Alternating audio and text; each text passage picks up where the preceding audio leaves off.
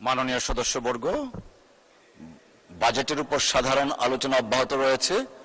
এ পর্যায়ে আলোচনা অংশগ্রহণ করবেন ঢাকা 13 আসন থেকে নির্বাচিত মাননীয় সদস্য এবং মাননীয় প্রতিমন্ত্রী জনাব ববি হাজ্জাজ। জনাব হাজ্জাজ, আপনার সময় 8 মিনিট। Thank you. আসসালামু আলাইকুম মাননীয় স্পিকার, আপনাকে অসংখ্য ধন্যবাদ। আমি আপনাকে বিব্রত করব না আর এক্সট্রা সময় চেয়ে। অনেকগুলো প্রশ্ন উঠেছে প্রাথমিক শিক্ষা নিয়ে, গত কয়েক সপ্তাহে অনেক কমেন্টস এসেছে, নিউমারাস। 13টা তার ভেতর থেকে প্রশ্ন আমরা আখ্যায়িত করেছিলাম যেটার উত্তর দেওয়াটা গুরুত্বপূর্ণ। সেগুলো আমি যতখানি দিতে পারি চেষ্টা করব। যদি 8 মিনিটে শেষ করতে না পারি কোনো কারণে, তাহলে আমি মাননীয় হুইপ মহোদয়, চিফ হুইপের কাছে এটা ধরিয়ে দেব যেন হাউসে যারা আছেন মাননীয় সদস্যবৃন্দ ওনারা যদি চান সেই উত্তরগুলো নিয়ে নিতে পারেন। আমি বক্তব্য শুরুতেই ধন্যবাদ জানাতে চাই মাননীয় প্রধানমন্ত্রীকে ওনার প্রথম রাষ্ট্রীয় বিদেশ সফরে উনি যে আমাদের জন্য, দেশের জন্য, জাতির জন্য যে সাফল্য নিয়ে এসেছেন। মালয়েশিয়ার সাথে ফ্রি ট্রেড চুক্তির যে আয়োজন হচ্ছে, চায়নার সাথে তিস্তা থেকে শুরু করে করিডোরে যে ব্যবস্থা নিয়ে আলোচনা চলছে, সেগুলোর জন্য ওনাকে সাধুবাদ জানাই এবং আবারও রিপিট করে ধন্যবাদ জানাই। আমরা বাজেট নিয়ে আলোচনায় আমি ছোট্ট করে বলতে চেষ্টা করব যে জিনিসগুলো আমার মন্ত্রণালয় রিলেটেড প্রশ্ন এসেছে। প্রাথমিক ও গণশিক্ষা মন্ত্রণালয়ের দায়িত্বে যেহেতু আমি আছি, সেগুলো সম্বন্ধে শুধুমাত্র আমি আমার আলোচনা সীমিত রাখবো। বৃহত্তর বাজেট আলোচনা নিয়ে মাননীয় ফাইন্যান্স মিনিস্টার কথা বলেছেন এবং আগামীকে বলবেন। মাননীয় প্ল্যানিং মিনিস্টার আজকে কথা বলেছেন। একই সাথে যেই বাজেট নিয়ে আমরা আজকে আলোচনা করছি, সেই বাজেটের জন্য মাননীয় ফাইন্যান্স মিনিস্টারকে আমি ধন্যবাদ জানাতে চাই, মাননীয় প্রধানমন্ত্রীকে ধন্যবাদ জানাতে চাই, মাননীয় স্টেট মিনিস্টার ফর প্ল্যানিং ওনাকেও ধন্যবাদ জানাতে চাই এবং একই সাথে যারা ওনাদেরকে সহযোগিতা করেছেন ফুল টিমকে আমি সাধুবাদ এবং ধন্যবাদ জানাতে চাই। It's not the perfect budget, perfect বলতে কিছু নেই। প্রেক্ষাপটের কনটেক্সটের অনুকূলে ভালো বা মন্দ। আমি মনে করি, আমি আমার জায়গা থেকে বলছি, বিকজ আমরা ক্যাবিনেট থেকে সবাই মিলেই পাশ করেছি এই বাজেট, সম্মতি দিয়েছে এই বাজেটের প্রতি। আমি মনে করি খুবই ভালো একটি বাজেট। এটার ভুল ত্রুটি থাকতেই পারে। আমাদের সম্মানিত বিরোধী দল থেকে সংসদ সদস্যরা অনেক ভুল ত্রুটি নিয়েও আলোচনা করেছেন। তবে আমি মনে করি যে এটা দেখার আরেকটা উপায় আছে। আমি আমার মন্ত্রণালয়ের বাজেট রিলেটেড আলোচনা যায় ছোট্ট একটু কথা বলছি। আমি মনে করি এটা দেখার আরেকটা কনটেক্সট, আরেকটা পার্সপেক্টিভ আছে। বলে একটা সাহসী বাজেট, একটা কনফিডেন্ট বাজেট। এবং কনফিডেন্ট বাজেট আমি বলছি, যেটা নিয়ে অনেক প্রশ্ন উঠেছে, আমরা আয়ের উৎস অনেক কিছু নিয়ে। আমি মনে করি এটা একটা কনফিডেন্ট বাজেট এবং আমি মনে করি যে আজকে এই হ্যালোড হলে যারা বসে আছেন তাদের কারোর, একজন ব্যক্তিরও কোনো কারণ নেই কনফিডেন্ট না হওয়ার, সাহসী না হওয়ার। এবং সেখানে আমরা গত 17 বছর যা কিছু পার করে আজ পর্যন্ত এখানে এসেছি, তার জন্য যে কনফিডেন্স, যে সাহসের দরকার ছিল, রাজপথে আজকে এখানে খুব অল্প ব্যক্তিরাই আছেন যার নামে কোনো মামলা ছিল না, যাকে কোনো ধরনের হয়রানি হয় নাই, জেলে মাসের পর মাস কিংবা বছরের পর বছর কাটান নাই, এমন কেউ এখানে নাই, বা খুব অল্প দু একজনই হয়তো থাকবেন। সো যারা আজকে এই হলে বসে আছেন, বিরোধী দলের ওই দিকে থাকুক মাননীয় স্পিকার, বা আমাদের সরকারি দলের এই দিকে থাকুক, সবাই অত্যন্ত সাহসী এবং কনফিডেন্ট ব্যক্তিত্ব। এবং সেই জায়গা থেকে আমাদের মাননীয় অর্থমন্ত্রী আমাদেরকে একটা কনফিডেন্ট বাজেট দিয়েছে, যে বাজেটটা বাস্তবায়ন করার জন্য হয়তো অনেক কিছু প্রয়োজন, কিন্তু সেটা বাস্তবায়ন করার কনফিডেন্স আমাদের মধ্যে ইনশাআল্লাহ আছে। একই সাথে আমি বলবো, এই পার্লামেন্ট অলমোস্ট 2 দশক পর সঠিকভাবে ডেমোক্রেটিক প্র্যাকটিসের একটা পার্লামেন্ট আমরা পেয়েছি। এখানে আমরা যখনই যে কথাগুলো বলি, এই কথাগুলো প্রত্যেকটা শব্দ, প্রত্যেকটা বাক্য অত্যন্ত গুরুত্বপূর্ণ। আজকে এখানে আমরা যেটা বলি সেটা ইতিহাসের পাতায় রয়ে যাবে। 20 বছর পর পার্লামেন্ট এসছে, আমরা অনেক কোটেশন করি, অনেক কিছু বলি এখানে, কিন্তু আমি মনে করি what we say here resonates beyond these hollow walls. What we say here will be quoted by posterity, and what we say here will be etched in history. So এটা অত্যন্ত গুরুত্বপূর্ণ আমরা এই হলগুলোতে কি বলি। সেই জায়গা থেকে ছোট্ট একটা জিনিস বলছি।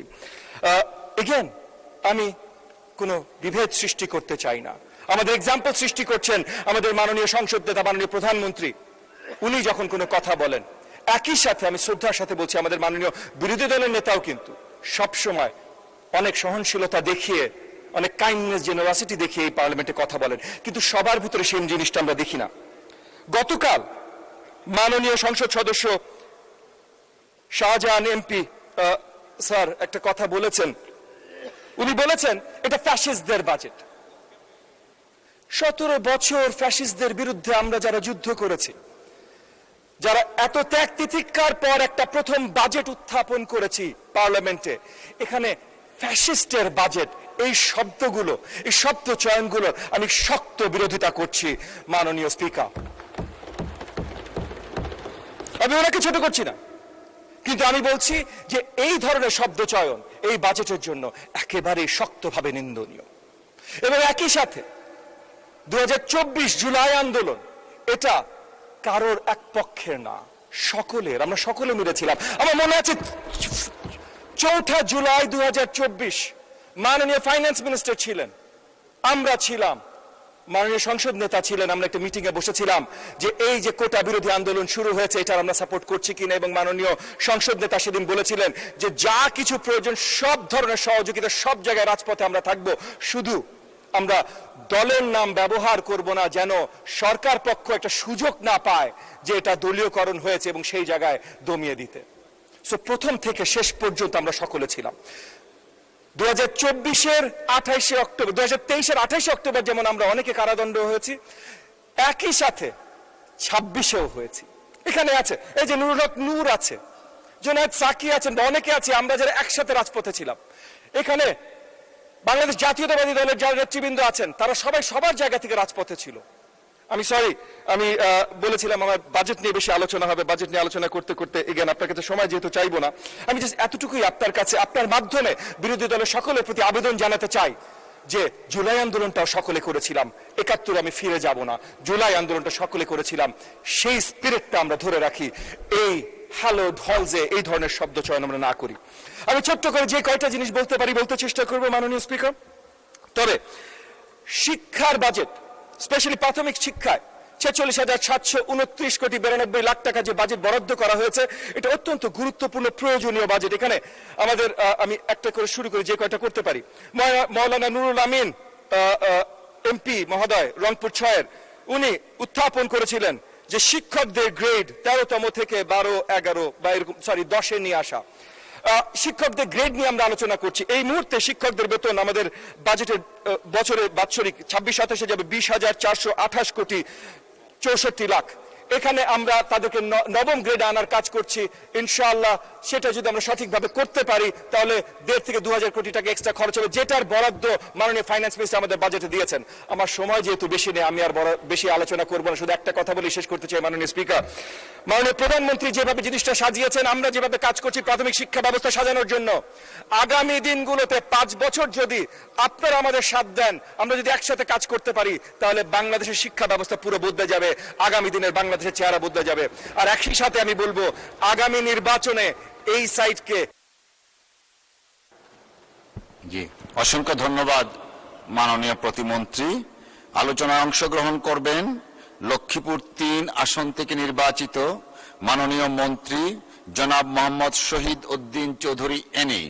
জনাব শহীদ উদ্দিন চৌধুরী এনি, আপনার সময় 12 মিনিট। ধন্যবাদ আপনাকে।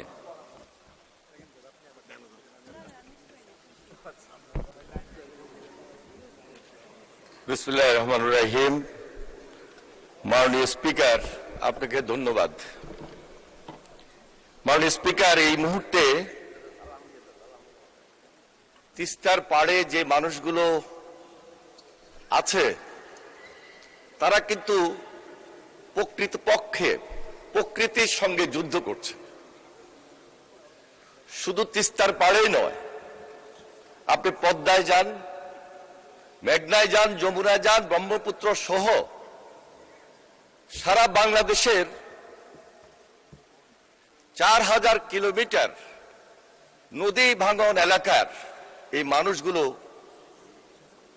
তারা প্রহর গুনছে, একটা মানবতার জীবন যাপন করছে। তাদের চোখে মুখে হতাশার চাপ। কি তাদের ভবিষ্যৎ, কি হবে কোত্থেকে? এই বাজেট তারা বুঝছে না, এই বাজেট তারা দেখছে না, এই বাজেট তারা জানে না, কিন্তু তারা বাঁচতে চায়।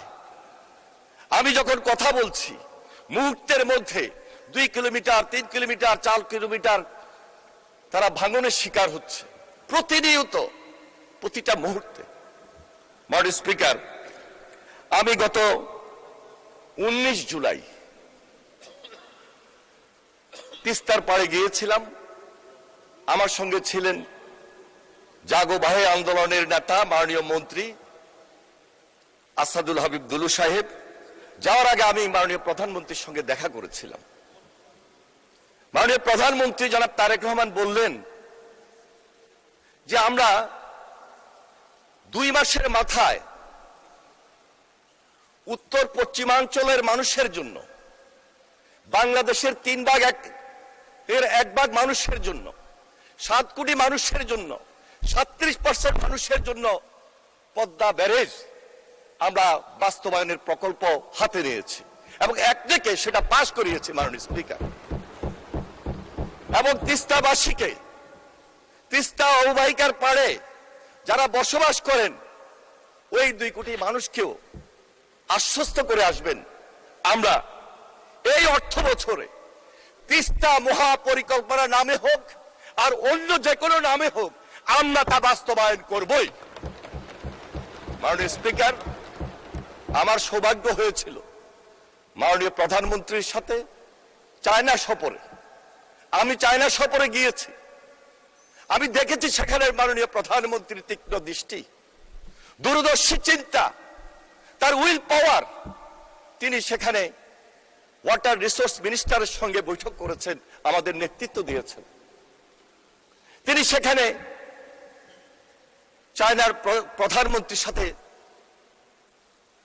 বৈঠক করেছেন, নেতৃত্ব দিয়েছেন। চায়নার যিনি আইন প্রণেতা তার সঙ্গে তিনি বৈঠক করেছেন এবং সেখানে আলোচনা করেছেন, নেতৃত্ব দিয়েছেন। সর্বশেষ চায়নার প্রেসিডেন্ট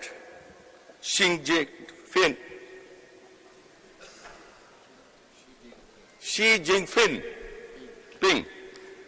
তার উপস্থিতিতে সেই বৈঠকে তার নেতৃত্বে মাননীয় প্রধানমন্ত্রী সেখানে খুব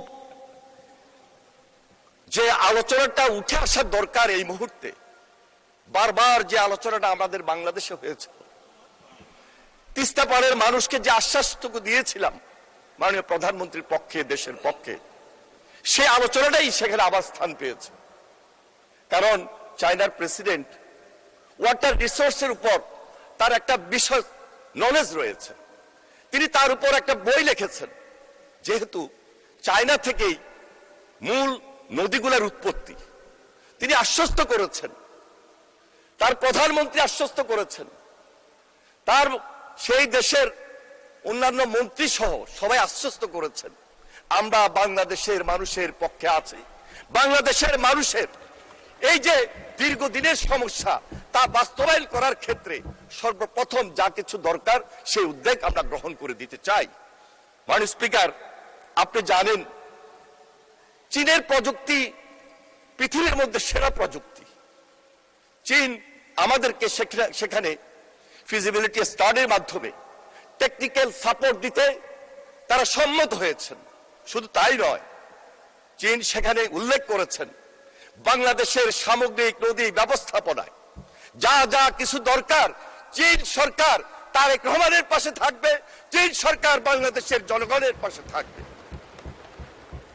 মাননীয় স্পিকার, আমরা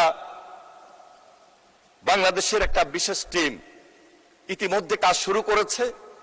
আমরা আশা করছি এই বাজেটে যে বরাদ্দটুকু বিশেষ প্রয়োজন সেই বরাদ্দ নিয়ে আমাদের এই দেশের এবং বহির্বিশ্বে আরো যদি 2-1টা এক্সপার্ট টিম খুব দ্রুততম সময়ের মধ্যে এই ফিজিবিলিটি স্টাডি শেষ করে দৃশ্যমান পদ্মা ব্যারেজের মতো তিস্তা মহাপরিকল্পনা আমরা এই অর্থ বছরে স্টাডি কমপ্লিট করে তা বাস্তবায়নের উদ্যোগ গ্রহণ করব। মাননীয় স্পিকার, মাননীয় স্পিকার, পদ্মা ব্যারেজ আমাদের উত্তর পশ্চিমাঞ্চলের মানুষের দীর্ঘদিনের একটা স্বপ্ন ছিল। ফারাক্কা ব্যারেজ আমাদের সেই স্বপ্নকে শুধু শুষ্ক মৌসুমে নয়, বর্ষা মৌসুমও আমাদের সেই স্বপ্নকে যতই আমাদের সঙ্গে চুক্তি ছিল আমরা বাস্তবায়ন করার ক্ষেত্রে সেই সুবিধাটুকু পাই নাই। আমরা পানির হিস্সা পাই নাই। আমরা বিভিন্নভাবে বঞ্চিত ছিলাম, এখনো আমরা অনেকটাই বঞ্চিত। এপ্রিল মাস, মার্চ মাস আমরা ওই অঞ্চলের মানুষ পানি থেকে সম্পূর্ণভাবে বঞ্চিত বলেই কৃষির যে কার্যক্রম, সেই কার্যক্রম থেকে আমরা এই 2টা মাস আমাদের ওই এলাকার মানুষ উৎপাদন উন্নয়ন থেকে বঞ্চিত। মাননীয় স্পিকার, পদ্মা নদীর সঙ্গে যে নদীগুলোর সিস্টেম বিচ্ছিন্ন হয়ে থাকে তার মধ্যে হিস্টা, মাথাভাঙ্গা, ইসামতি, বড়াল, বারসিয়া সহ এই নদীগুলোর সিস্টেম বন্ধ থাকার কারণে ওইখানে একটা জলাবদ্ধতা তৈরি হয় এবং বিশেষ করে একটা লবণাক্ত পানির কারণে সেখানে আমাদের এই যে কৃষি কার্যক্রম থেকে আমরা সম্পূর্ণভাবে উৎপাদন থেকে বঞ্চিত হই। বিশেষ করে সুন্দরবন যে এলাকা, এই সুন্দরবন এলাকায় মাননীয় স্পিকার ইকো সিস্টেমের যে ভারসাম্য, এই ভারসাম্য থেকে সম্পূর্ণভাবে আমরা সেখানে বঞ্চিত হয়ে রয়েছি মাননীয় স্পিকার। তাই আমরা আজকে যে পদ্মা ব্যারেজ একটাকে পাশ করেছি, সিদ্ধান্ত নিয়েছি খুব শীঘ্রই টেন্ডার প্রক্রিয়ার মধ্য দিয়ে এই কাজ শুরু হবে এবং আমাদের দেশবাসী ওই যে 3 ভাগের 1 ভাগ ওই অঞ্চলের মানুষ, পুরা দেশের মানুষ আমরা আমাদের জীবন জীবিকা যেটা ফিরে পাওয়ার তা আশা করি ইনশাল্লাহ আমরা সেখান থেকে মুক্তি পাবো মাননীয় স্পিকার। তিস্তা নদীর স্থায়ী সমাধান এবং এই যে উত্তরবঙ্গের যে অর্থনীতির রূপান্তর, আমার বিশ্বাস আমাদের এই ধারাবাহিকতা, এই প্রক্রিয়ার মধ্য দিয়ে আমরা ওই অঞ্চলের মানুষকে সম্পূর্ণ সুযোগ সুবিধা দিতে সক্ষম হব মাননীয় স্পিকার। মাননীয় স্পিকার, আমাদের মাননীয় প্রধানমন্ত্রী তিস্তার মধ্যেই চায়নার সঙ্গে যে মিটিংগুলো হয়েছে, যে নেতৃত্ব তিনি দিয়েছেন এখানেই সীমাবদ্ধ ছিল না। বাংলাদেশ জাতীয়তাবাদী দলের সঙ্গে চায়না কমিউনিস্ট পার্টির একটা চুক্তি স্বাক্ষরিত হয়েছে। এই চুক্তির মধ্য দিয়ে তাদের সঙ্গে আমাদের একদিকে পিপল টু পিপল যে কন্ডাক্ট, আরেকদিকে রাজনৈতিক যে সমঝোতা, রাজনৈতিক যে সহযোগিতা তা আমরা নিশ্চিত করতে সক্ষম হব মাননীয় স্পিকার। মাননীয় স্পিকার, আমাদের বাংলাদেশ এবং চীনের মধ্যে যে দ্বিপাক্ষিক এবং কৌশলগত যে সম্পর্ক এখানে যে আলোচনা স্থান পেয়েছে, এটা একটা অভূতপূর্ব উচ্চতায় গিয়েছে মাননীয় স্পিকার, যেখান থেকে একটা অর্থনৈতিক মুক্তি আমাদের চলে আসবে মাননীয় স্পিকার। মাননীয় স্পিকার, আপনি জানেন যে কঠিন চ্যালেঞ্জ দিয়ে আজকে আমরা মাঠে নেমেছি। এই চ্যালেঞ্জটুকু পাওয়ার জন্য দীর্ঘ 17 বছর আমাদেরকে অপেক্ষা করতে হয়েছে। আমাদের মাননীয় প্রধানমন্ত্রী দেশের বাইরে নির্বাসিত জীবনে ছিলেন। দেশনেত্রী বেগম খালেদা জিয়া অত্যাচার নির্যাতনের শিকার হয়েছেন। আমরা দেশনেত্রী বেগম খালেদা জিয়ার নেতৃত্বে একটা কঠিন আন্দোলন করে আজকে সবাই মিলে পার্লামেন্টে এসেছে। ঐক্যটা খুব জরুরি। ঐক্যের উপর আমাদেরকে ভর করতে হবে, ঐক্যটা নিয়ে আমাদেরকে এগিয়ে যেতে হবে। সেজন্য আমি মনে করছি আজকে এখানে আমার সামনে উপস্থিত বিরোধী দলীয় নেতা, কাশিমপুর জেলখানার কথা তো মনে পড়ে। একসঙ্গেই তো ছিলাম, ভিন্ন তো ছিলাম না। নামাজ পড়েছি, খাওয়া দাওয়া করেছি, আলোচনা করেছি এবং ফ্যাসিস্ট থেকে মুক্ত হওয়ার জন্য কৌশল নির্ধারণ করেছি। আবার যাব ইনশাআল্লাহ। আমরা সেই দায়িত্বশীল সরকার, আমরা সেই দায়িত্বশীল প্রধানমন্ত্রীর নেতৃত্বে রয়েছে। আবার আমাদেরকে যেতে হবে না, কারণ এদেশের মানুষ তারেক রহমানের সঙ্গে আছে, এদেশের মানুষ প্রেসিডেন্ট জিয়ার সঙ্গে ছিল, এদেশের মানুষ বেগম খালেদা জিয়ার নেতৃত্বে ছিল। আবার যাওয়ার ব্যবস্থা করবেন না বিরোধী দলীয় নেতা, কারণ যেই কথাটুকু পার্লামেন্টে বলছি, যেই কথাটুকু জেলখানায় বলেছেন, তার সঙ্গে কিন্তু আজকে চট্টগ্রামে যখন মিটিং হয় লালদিঘির ময়দানের, তার একটু মিল খুঁজে পাই না। মিলটা খুঁজে জাতিকে দেওয়ার জন্য দায়িত্ব আপনাদেরকেও নিতে হবে। মাননীয় স্পিকার, আমি শুধু এটাই বলবো, সময় শেষ, সময়ের দিকে শুধু তাকিয়ে বলছি যে 20,000 কিলোমিটার খাল খনন, এটা আমাদের আরেকটা প্রতিশ্রুতি। শহীদ রাষ্ট্রপতি জিয়া রহমান তিনি মাননীয় মন্ত্রী, পানির অপর নাম জীবন। যেহেতু পানি সম্পদ মন্ত্রী, আপনাকে আরো 4 মিনিট বাড়িয়ে দেওয়া হলো। ধন্যবাদ মাননীয় স্পিকার। আমি কিন্তু পানির দ্বারে পানি দেওয়ার চেষ্টা করছি ইনশাল্লাহ মাননীয় স্পিকার, কারণ আমার এখানে মাননীয় সংসদ সদস্যবৃন্দরা প্রতিনিয়তই এই যে নদী ভাঙা, এই যে খাল খনন কর্মসূচির কারণে যে উপকারিতা তা কিন্তু পাচ্ছেন বিদায় আজকে সেখানে ইমার্জেন্সি ওয়ার্ক এই গত 4 মাসে 500 কিলোমিটার ইমার্জেন্সি ওয়ার্ক করে কোন রকমের প্রোটেকশন দিয়েছে মাননীয় স্পিকার। খাল খনন কর্মসূচি আমরা টার্গেট রেখেছি কমপক্ষে 20,000 কিলোমিটার, কিন্তু আমি আশা করছি 20,000 কিলোমিটার মধ্যেই আমরা সীমাবদ্ধ থাকবো না, এটাকে আমরা 25,000 কিলোমিটারে নিয়ে যাওয়ার জন্য আমাদের আপ্রাণ চেষ্টা রয়েছে, যেন কোনোভাবেই আমরা সেখান থেকে বিচ্যুতি না হই। অনেকে সমালোচনা করার ক্ষেত্রে হয়তোবা করছেন যে কোথাও দেখি একটা বাড়ি খাল, আবার কোথাও দেখি একটা সরু খাল। একটু জানার ব্যাপার আছে মাননীয় স্পিকার, যেখানে সেচের খাল, ওই সেচের খালগুলো কিন্তু একটু ন্যারো হয়, সেখানে কিন্তু হেভি খাল কিন্তু ইচ্ছা করলে আমরা করতে পারি না। হেভি খাল দিয়ে আমরা নদীর সঙ্গে যে কানেক্টিভিটিটা আমাদের চরাঞ্চলে নিয়ে যেতে হয়, আমাদের গ্রামীণ অবকাঠামোতে নিয়ে যেতে হয়, গ্রামীণ অর্থনীতিকে চাঙ্গা করার জন্য, যেটি ছিল শহীদ রাষ্ট্রপতি জিয়া রহমানের আন্দোলনের অংশ, একটা কর্মসূচি, একটা বিপ্লব। আজকে তারেক রহমানের নেতৃত্বে এই খাল খনন কর্মসূচির মাধ্যমে আমরা নতুন জাগরণ সৃষ্টি করেছি মাননীয় স্পিকার, যেখান থেকে আমাদের উৎপাদন দ্বিগুণ হবে। যে উৎপাদন শহীদ রাষ্ট্রপতি জিয়া রহমানের আমলে আমরা রপ্তানি পর্যন্ত করতে সক্ষম হয়েছি, আশা করছি তারেক রহমানের নেতৃত্বে সেদিকেই আমাদের যাওয়ার খুব প্রবল ইচ্ছা রয়েছে, আশা করছি সেটাও আমাদের পক্ষে সম্ভব হবে মাননীয় স্পিকার। মাননীয় স্পিকার, আমি আমার লক্ষ্মীপুর আমাদের ফ্যামিলি কার্ডের জন্য একটা গ্রামকে সিলেক্ট করা হয়েছে। সেই গ্রামের মধ্যে একটা ওয়ার্ডে 3টা গ্রাম। তো আমার কাছে আমি একজন উপকারভোগী মায়ের সঙ্গে কথা বললাম যে এই যে আপনি 2,500 টাকা পাচ্ছেন, আপনি 2,500 টাকা দিয়ে কি করবেন? উনি তাৎক্ষণিকভাবে আমাকে উত্তর দিলেন, 2,000 টাকা আমি খরচ করব, 500 টাকা আমি সঞ্চয় করব। 2,000 টাকা কোথায় খরচ করবেন? ওনার এক ছেলের জন্য 500, স্কুলে যাতায়াতের জন্য টিফিন বলেন বা আনুষঙ্গিক 500 টাকা মাসে উনি বরাদ্দ রেখেছেন। আর 500 টাকা ওনার মেয়ের জন্য উনি বরাদ্দ রেখেছেন। আর 1,000 টাকা ওনার পরিবারের অসুখ বিসুখ তার জন্য উনি সাপোর্ট হিসাবে, ওই যে 1,000, 500, 500, 1,000 আর 1,000, 2,000 টাকা মাসে খরচ করার পর আরো 500 টাকা উনি সঞ্চয় করার জন্য উনি চিন্তা রেখেছেন। মাননীয় স্পিকার, এ হলো বাংলাদেশের গ্রাম, এ হলো বাংলাদেশের সাধারণ মানুষের চিন্তা। আজকে তার পাশে দাঁড়িয়েছেন জনাব তারেক রহমান। আমি এই কারণে সর্বশেষ সময়ে শুধু এটাই বলবো, আমাদের এই মন্ত্রণালয় একটা মানবিক কথার প্রতি আমরা সবসময় দৃষ্টি রাখি, মানবিক লোকগুলোর পাশে থাকি। পানি সম্পদ মন্ত্রণালয়, এই মন্ত্রণালয়ে মানবিক অনেকগুলো দিক রয়েছে যা আমার বক্তৃতার মধ্যে বারবার ফুটে এসেছে। এই জন্য আমি মাননীয় অর্থমন্ত্রীকে একটা ধন্যবাদ দিতে চাই। একটা মানবিক বাজেট যারা তারেক রহমানের নেতৃত্বে তিনি দিতে সক্ষম হয়েছেন মাননীয় স্পিকার। এই জন্য আমি অশেষ ধন্যবাদ জানাই মাননীয় স্পিকার।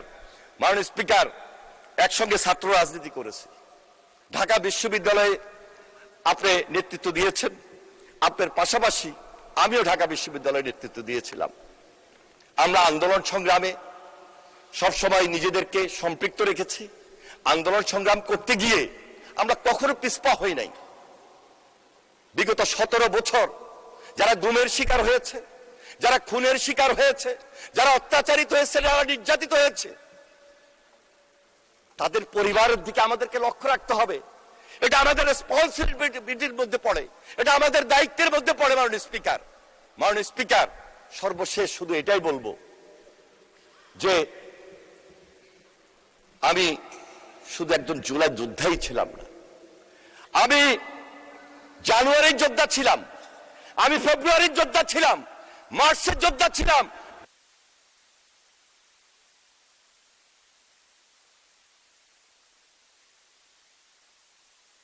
ধন্যবাদ মাননীয় মন্ত্রী।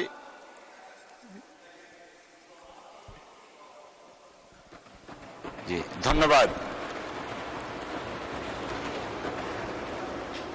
জি ধন্যবাদ মাননীয় মন্ত্রী। আলোচনায় অংশগ্রহণ করবেন সিলেট 1 আসন থেকে নির্বাচিত মাননীয় সদস্য এবং মাননীয় মন্ত্রী জনাব খন্দকার আব্দুল মুক্তাদির। জনাব আব্দুল মুক্তাদির, আপনার সময় 15 মিনিট, 15 মিনিটস। Thank you. মাননীয় স্পিকার, ধন্যবাদ। আমি মাননীয় অর্থমন্ত্রীর পাশের বাড়ির মন্ত্রী। উনি যে বাজেট প্রণয়ন করেছেন, সেই বাজেটের কর আহরণের দপ্তর খোদ উনার মন্ত্রণালয়ের অধীন। আর যে বিনিয়োগ করবেন, প্রবৃদ্ধি আনবেন, তার একটা বড় অংশ হবে আমাদের মন্ত্রণালয়ের মাধ্যমে। সেই জন্য মাননীয় স্পিকার, নির্ধারিত সময়ের মধ্যে যদি শেষ না হয় একটু বিবেচনা করবেন। মাননীয় স্পিকার, আমাদের দায়িত্ব নেয়ার পরে মাস 1.5 মাস পরেই মাননীয় অর্থমন্ত্রীর বাজেট প্রণয়ন কাজ শুরু করতে হয়েছে। এবং আমাদের যে ইকোনমিক ফান্ডামেন্টালস, যে ভেরিয়েবল উনি সামনে নিয়ে উনি কাজ করেছেন, বস্তুত এগুলি উনি ইনহেরিট করেছেন। তারপরেও যে বাজেট উনি দিয়েছেন, it has exceeded my expectation by miles. আমার প্রত্যাশার বাইরে অনেক দূর উনি চলে গিয়েছেন। আমার জন্য না হোক, মাননীয় অর্থমন্ত্রী মহোদয়ের জন্য একটা তালি দেন।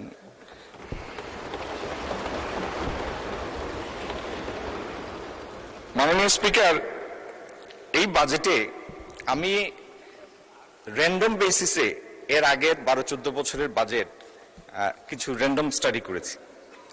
দেখতে চেয়েছিলাম যে ওগুলির সাথে মৌলিক ব্যবধান কি আছে এই বাজেটের, সেটি আপনাদের সাথে একটু শেয়ার করতে চাই। মাননীয় স্পিকার, এই বাজেটে একটা থিম হচ্ছে ইনভেস্টমেন্ট এন্ড গ্রো, বিনিয়োগ এবং প্রবৃদ্ধি। এবং সেই বিনিয়োগটা কোথায়? মানব সম্পদ উন্নয়নের জন্য, হেলথ, এডুকেশন, দক্ষতা বৃদ্ধি, সফট পাওয়ার ডেভেলপমেন্ট, এইসবের মধ্যে বিনিয়োগ। 2013-14 সনের বাজেটে শিক্ষা খাতের বাজেটের অংশ ছিল 11.3%। এই বাজেটে সেটা মাননীয় অর্থমন্ত্রী নিয়ে এসেছেন 13.1%, যেটা জিডিপির 2%, এবং তার লক্ষ্য হচ্ছে এই সরকারের মেয়াদের মধ্যে সেটা 5%-এ নিয়ে যাওয়া। হেলথে 2013-14 সনের বাজেটে ছিল বাজেটের 4.2% অ্যালোকেশন, সেটা উনি নিয়ে এসেছেন এবার 6.71%-এ। আর মেগা প্রজেক্টের নামে গত 15-16 বছরে আমরা যেরকম দুর্নীতির মৎসব দেখেছি, সেটা থেকে শিফট করে উনি ফিজিক্যাল ইনফ্রাস্ট্রাকচারে তখনকার 31%-কে এখন বাজেটের রেশিও অনুযায়ী 18.66%-এ নিয়ে এসেছেন। তার মানে উনি খরচের লাগাম টেনে ধরেছেন। একইভাবে বিদ্যুৎ এবং জ্বালানিতে আগের 5.1% আমরা জানি ক্যাপাসিটি পেমেন্ট দিতে গিয়ে দেশটি প্রায় দেলিউহার উপক্রম হয়েছিল। সেই 5.1%-কে এবার 1.85%-এ নিয়ে এসেছেন। উনার বাজেটের থিম হচ্ছে স্টেবিলিটি, ইনভেস্টমেন্ট এন্ড গ্রোথ। যে সমস্ত প্রকল্প উনি নিবেন, উনি সেটা রিটার্ন অন ইনভেস্টমেন্ট নিশ্চিত করতে চান, যাতে ভ্যালু ফর মানি থাকে এটার মধ্যে। মাননীয় স্পিকার, এইবারের বাজেটের গ্রোথ টার্গেট হচ্ছে 6.5%। আর এই 6.5% গ্রোথটা আমরা কিভাবে অ্যাচিভ করব, এটা নিয়ে 2-4টা কথা বলতে চাই। যারা এই দেশে অর্থনীতির নিয়ে কাজ করেন, সবাই একটা টার্মের সাথে খুব পরিচিত, ICOR, incremental capital output ratio. আমাদের মার্কেট যেহেতু অনেক ইমপারফেক্ট, ইনএফিশিয়েন্ট, সেজন্য আমাদের ইনক্রিমেন্টাল ক্যাপিটাল আউটপুট রেশিওটা লো, 5.5%। আমরা যে পরিমাণ ইনভেস্ট করি, সেই 1% ইনভেস্টমেন্টের বিপরীতে জিডিপি গ্রোথে কনভার্সন হয়, যেহেতু ICOR 5.5%, কম বেশি 0.18%-এর মতো। আমাদের লক্ষ্য হচ্ছে আগামী দিনে আমাদের এই ইকোনমির সাইজটাকে 1 ট্রিলিয়নে নিয়ে যাওয়া। তো 1 ট্রিলিয়নে নিয়ে যাওয়ার জন্য আজকের যে জিডিপির সাইজ 500 বিলিয়ন, সেটাকে আগামী 8 বছরে যদি 2034 আমাদের টার্গেট হয়, পুরোপুরি ডাবল করতে হবে। তার মানে আমি যদি কম্পাউন্ড অ্যানুয়াল গ্রোথ রেট ধরি, রিয়েল গ্রোথ 8.5-9%, তাহলে আমি 9%, তাহলে আগামী 8 বছরে 100% গ্রোথ অ্যাচিভ করা সম্ভব, মানে $1 ট্রিলিয়ন ইকোনমি হওয়া সম্ভব। তো সেটার জন্য আমাদের যে কাজটা করতে হবে মাননীয় স্পিকার, সেটি হলো আমাদের এই আইসিওআর রেশিওটা আরো নিচে নামিয়ে নিয়ে আসতে হবে। যদি আমাদের মার্কেটটাকে আমরা এফিশিয়েন্ট করতে পারি, আমাদের স্পেন্ডিংটাকে এফিশিয়েন্ট করতে পারি, আমাদের প্রজেক্ট নেয়ার সক্ষমতাটাকে আমরা এফিশিয়েন্ট করতে পারি, আমাদের সামগ্রিক প্রোডাক্টিভ ক্যাপাসিটিকে আমরা ঠিকমতো এফিশিয়েন্টলি ইউটিলাইজ করতে পারি, আইসিওআর কে যদি আমরা 4% নামিয়ে নিয়ে আসতে পারি, তখন প্রতি 1% ইনভেস্টমেন্টের এগেইনস্টে আমরা পাবো 0.25% জিডিপি গ্রোথ। তার মানে আজকের দিনে যেটা 3.5% নেমে আসছে বা 3.6 নেমে আসছে, সেখানে আমাদের টেক্সট টু জিডিপি রেশিও যদি আমরা আমাদের কাঙ্ক্ষিত পর্যায়ে নিয়ে যেতে পারি 9-10%, তাহলে আমাদের পাবলিক এক্সপেন্ডিচার বাড়বে। আজকে যেটা পাবলিক সেক্টরের ইনভেস্টমেন্ট 6.5%, এটা যদি আমরা 8-এ নিয়ে যেতে পারি, এখানে 8 বা 8.5, সেখানে 2%। আর প্রাইভেট সেক্টর গ্রোথ যেটা এখন নেমে এসেছে 21.5%, সেটাকে আমাদের টার্গেট হলো অন্তত 32-33% নিয়ে যাওয়া। এই 41-42% প্রাইভেট এবং পাবলিকের গ্রোথের কম্বিনেশন, ইনভেস্টমেন্টের কম্বিনেশন আমাদেরকে একটা রিয়েল গ্রোথ দিবে, যে দ্যাট উইল বি অ্যারাউন্ড 8.5-9%। মাননীয় স্পিকার, আমাদের এখনকার ইনফ্লেশন হচ্ছে 9-এর কাছে। আমি একটা ধারণার জন্য বলছি, যদি আমরা রিয়েল গ্রোথ অ্যাচিভ করতে চাই 8%, আর আমাদের ইনফ্লেশন থাকে 5%, তার মানে আমার নমিনাল জিডিপি গ্রোথ হতে হবে 13% টু অ্যাচিভ রিয়েল 8% গ্রোথ। যে নমিনাল গ্রোথটা আপনি অ্যাচিভ করবেন, সেটা থেকে ইনফ্লেশন বাদ দিয়ে রিয়েল গ্রোথ কাউন্ট হবে।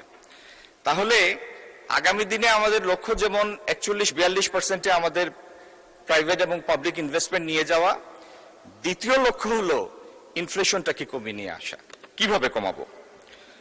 মাননীয় স্পিকার, ইনফ্লেশন কমানোর জন্য আমাদের কতগুলি জায়গায় এফিসিয়েন্সি নিয়ে আসতে হবে। আজকে বাংলাদেশের লজিস্টিক কস্ট হচ্ছে 16%, জিডিপির 16%, যেখানে ইন্টারন্যাশনাল গ্লোবাল স্ট্যান্ডার্ড হচ্ছে 10%। আমরা চিটাগং পোর্টে আমরা যদি এফিসিয়েন্সি নিয়ে আসি, যেটার জন্য আমরা কাজ করছি, যেমন ইতিমধ্যেই একজন ডেনিশ কন্টেইনার হ্যান্ডলার, মানে কন্টেইনার টার্মিনাল হ্যান্ডেল করছে একটা ডেনিশ কোম্পানি, আগামী দিনে আরো কতগুলি টার্মিনালে মোর এফিসিয়েন্সি আনার জন্য সরকার ইতিমধ্যে উদ্যোগ গ্রহণ করেছেন নৌ পরিবহন মন্ত্রণালয়। একইভাবে আমরা যদি ক্লিয়ারিং কস্ট কমিয়ে নিয়ে আসি এবং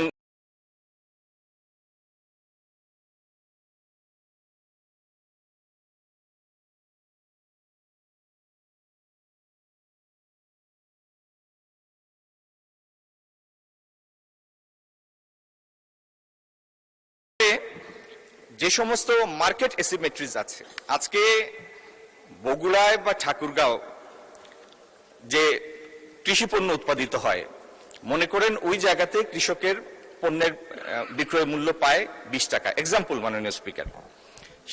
সেটা ঢাকার কারওয়ান বাজারে যখন চলে আসে, এবং আমার পাশে বসা মাননীয় সাংসদ নিজান সাহেব যখন এটা কিনেন, তখন সেটা হয়তো কিনেন 72 টাকায়। এখন পরিবহন খরচ বাদেও, মধ্যস্বত্বভোগীর লাভ বাদেও, খুচরা বিক্রেতার লাভ পরেও আনসিন কিছু কস্টের এক্সপেন্সের কারণে এটার কস্টটা শুট আপ করে। তো এই জায়গাগুলি অ্যাড্রেস করে আমরা এখানকার মার্কেটের মধ্যে যেন আপডেটেড একটা ইনফরমেশন শেয়ারিং এর মেকানিজম, স্ট্রাকচার্ড মেকানিজম থাকে, সেই লক্ষ্যে আমরা কাজ করছি। তাহলে আমরা লজিস্টিক কমিয়ে নিয়ে আসবো, কস্ট কমিয়ে নিয়ে আসবো মাননীয় স্পিকার। আর এই পণ্যে আনা নেওয়ার মাঝখানে হঠাৎ করে যে মূল্যের উল্লম্ফন ঘটে, সেই জায়গাগুলি অ্যাড্রেস করে সেই কস্টটা কাট ডাউন করব। এইভাবে আমরা জীবনযাত্রার ব্যয় আগামী দিনে নামিয়ে নিয়ে আসবো, মুদ্রাস্ফীতি ইনশাল্লাহ নামিয়ে নিয়ে আসবো। সেইভাবে আনঅ্যাকাউন্টেড যেগুলি এক্সপেন্স আছে সেগুলিও কমে আসবে। আমাদের সরকার ইতিমধ্যে পদক্ষেপ নিয়েছে 10,000 মেগাওয়াট সোলার পাওয়ার জেনারেশনের। আমরা যদি আমাদের প্রোডাকশন ফেসিলিটিগুলিতে বেশি বেশি সোলার পাওয়ার ইউজ করি তাহলে প্রোডাকশন কস্ট কমে আসবে। একইভাবে আমরা আমাদের ট্রান্সপোর্টের মধ্যে যত বেশি ই ভেহিকেল নিয়ে আসব, যত বেশি প্লাগ ইন হাইব্রিড ভেহিকেল নিয়ে আসব, যেটার উদ্যোগ সরকার ইতিমধ্যে গ্রহণ করেছে, তত বেশি আমাদের ট্রান্সপোর্ট কস্ট কমে আসবে। So production cost, transport cost, আমাদের লজিস্টিক কস্ট, এই প্রত্যেকটা কস্ট কাটডাউনের মাধ্যমে আগামী দিন জীবনযাত্রার ব্যয় এবং ইনফ্লেশনের উপর আমরা ইনশাল্লাহ নিয়ন্ত্রণ নিয়ে আসব। এবং এই ইনফ্লেশন যেহেতু আমাদের একটা রাইজিং ইকোনমি, আমরা বেশি বেশি ইনভেস্ট করব, এখানে ওয়েজ গ্রোথ হবে, বেশি বেশি শ্রমিকের চাহিদা থাকবে, সুতরাং মার্কেটের একটা হিট সবসময় থাকবে। কিন্তু আমরা যদি 4% মুদ্রাস্ফীতি নামিয়ে নিয়ে আসতে পারি আর নমিনাল জিডিপি 12% নিয়ে যেতে পারি ডাবল ডিজিটের ঘরে, তাহলে আমাদের রিয়েল জিডিপি গ্রোথ হবে 8%। এবং কম্পাউন্ড অ্যানুয়াল গ্রোথ রেট যদি 8% হয় তাহলে 2034 নাগাদ আমার মাননীয় অর্থমন্ত্রীর যে লক্ষ্য 1 ট্রিলিয়নের ইকোনমিতে পৌঁছে যাওয়া মোটেও অসম্ভব কিছু না। মাননীয় স্পিকার, এলডিসি গ্রাজুয়েশন আমরা 3 বছর পিছানোর জন্য আবেদন করেছি। আল্লাহ চাইলে সেটা হয়েও যাবে। যদি হয় তাহলে 2029 নভেম্বর মাসে আমাদের গ্রাজুয়েশন হবে, যদি 3 বছর পিছায়। তার প্রস্তুতির অংশ হিসাবে এবং এমনিতেও আমাদের আসল লক্ষ্য হচ্ছে এই দেশে ইনভেস্টমেন্ট ক্লাইমেট প্রতিষ্ঠা করা, একটা কন্ডিউসিভ ইনভেস্টমেন্ট এনভায়রনমেন্ট। সেটার জন্য প্রথম যে জিনিসটা দরকার মাননীয় স্পিকার, সেটা হচ্ছে এনার্জি অ্যারেঞ্জমেন্ট। আমার বাম পাশে মাননীয় জ্বালানি মন্ত্রী মহোদয় আছেন। বাংলাদেশে এই মুহূর্তে গ্যাসের চাহিদার 17/9/26 পরেও প্রায় 1000 থেকে 1400 MMCFD আমরা পুরা করতে পারছি না, যেটার ফলাফল হচ্ছে অলরেডি ইনস্টল প্রোডাক্টিভ ক্যাপাসিটির পুরো এফিশিয়েন্ট ইউটিলাইজেশন আমরা করতে পারছি না। আমার জানা মতে অনেকগুলি প্রকল্প যেগুলির মূল্য অন্তত 50-60 হাজার কোটি টাকার কম না, 50-60 হাজার কোটি টাকা, সেগুলি গ্যাসের অভাবে চালাতে পারছে না, সেই মেশিন ঘুরছে না। তো আগামী দিন আমাদের জ্বালানি মন্ত্রী মহোদয় উদ্যোগ নিয়েছেন, আমি যতটুকু জানি, দ্রুত একটি এফএসআরও সংযোজনের মাধ্যমে আরো অন্তত 550-600 MMCFD জ্বালানি যোগ করা, গ্যাস যোগ করা। যদি সেটি করা হয় তাহলে স্বল্প মেয়াদে আমাদের এই সংকটের কিছু সুরাহা হবে। আর যত দ্রুত আমরা সোলার পাওয়ার জেনারেশনে যাব তত সেই দিক থেকেও আমরা কিছু যোগ করতে পারবো। মাননীয় স্পিকার, মাননীয় প্রধানমন্ত্রীর প্রাথমিক অনুমোদন ক্রমে আমি একটা ফিজিবিলিটি স্টাডি করেছি যে আমাদের সার কারখানা যেগুলি বছরের বেশিরভাগ সময় গ্যাসের অভাবে বন্ধ থাকে, সেগুলির জন্য ডেডিকেটেড এলএনজির একটা নেটওয়ার্ক করতে। যদি আমার ফিজিবিলিটি স্টাডিটা পজিটিভ আসে তাহলে আমরা সেই জন্য ব্যবস্থা গ্রহণ করব। সেটিও একটি এই জ্বালানির সংকটের উপশমের জন্য একটি সহায়ক ব্যবস্থা হবে।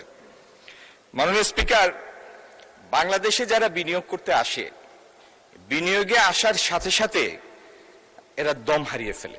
এটির কারণ হচ্ছে ইজ অফ ডুইং বিজনেসে যখন এই সূচকটি চালু ছিল আমরা অনেক নিচের দিকে ছিলাম। এখানে একটা কোম্পানি চালু করে তার ব্যবসা পর্যন্ত যেতে তার যতগুলি লাইসেন্স, ক্লিয়ারেন্স, পারমিট লাগে, এগুলি পেতে পেতে প্রায় 355 দিন লাগে এভারেজ। আমাদের মাননীয় প্রধানমন্ত্রীর প্রত্যক্ষ তত্ত্বাবধানে আমরা এটির উপরে বেশ কিছু কাজ করেছি এবং আগামী দিন একটি নতুন কোম্পানির মেশিনপত্র আমদানির এলসি খোলার পর্যায়ে যেতে ইনশাল্লাহ মাত্র 14 দিন লাগবে, 14 ডেজ। অবশ্যই সমস্ত লাইসেন্স 14 দিনে হবে না, কারণ অনেকগুলিতে ফিজিক্যাল ইন্সপেকশন, ভেরিফিকেশনের ব্যাপার আছে, যেমন ফায়ার লাইসেন্স।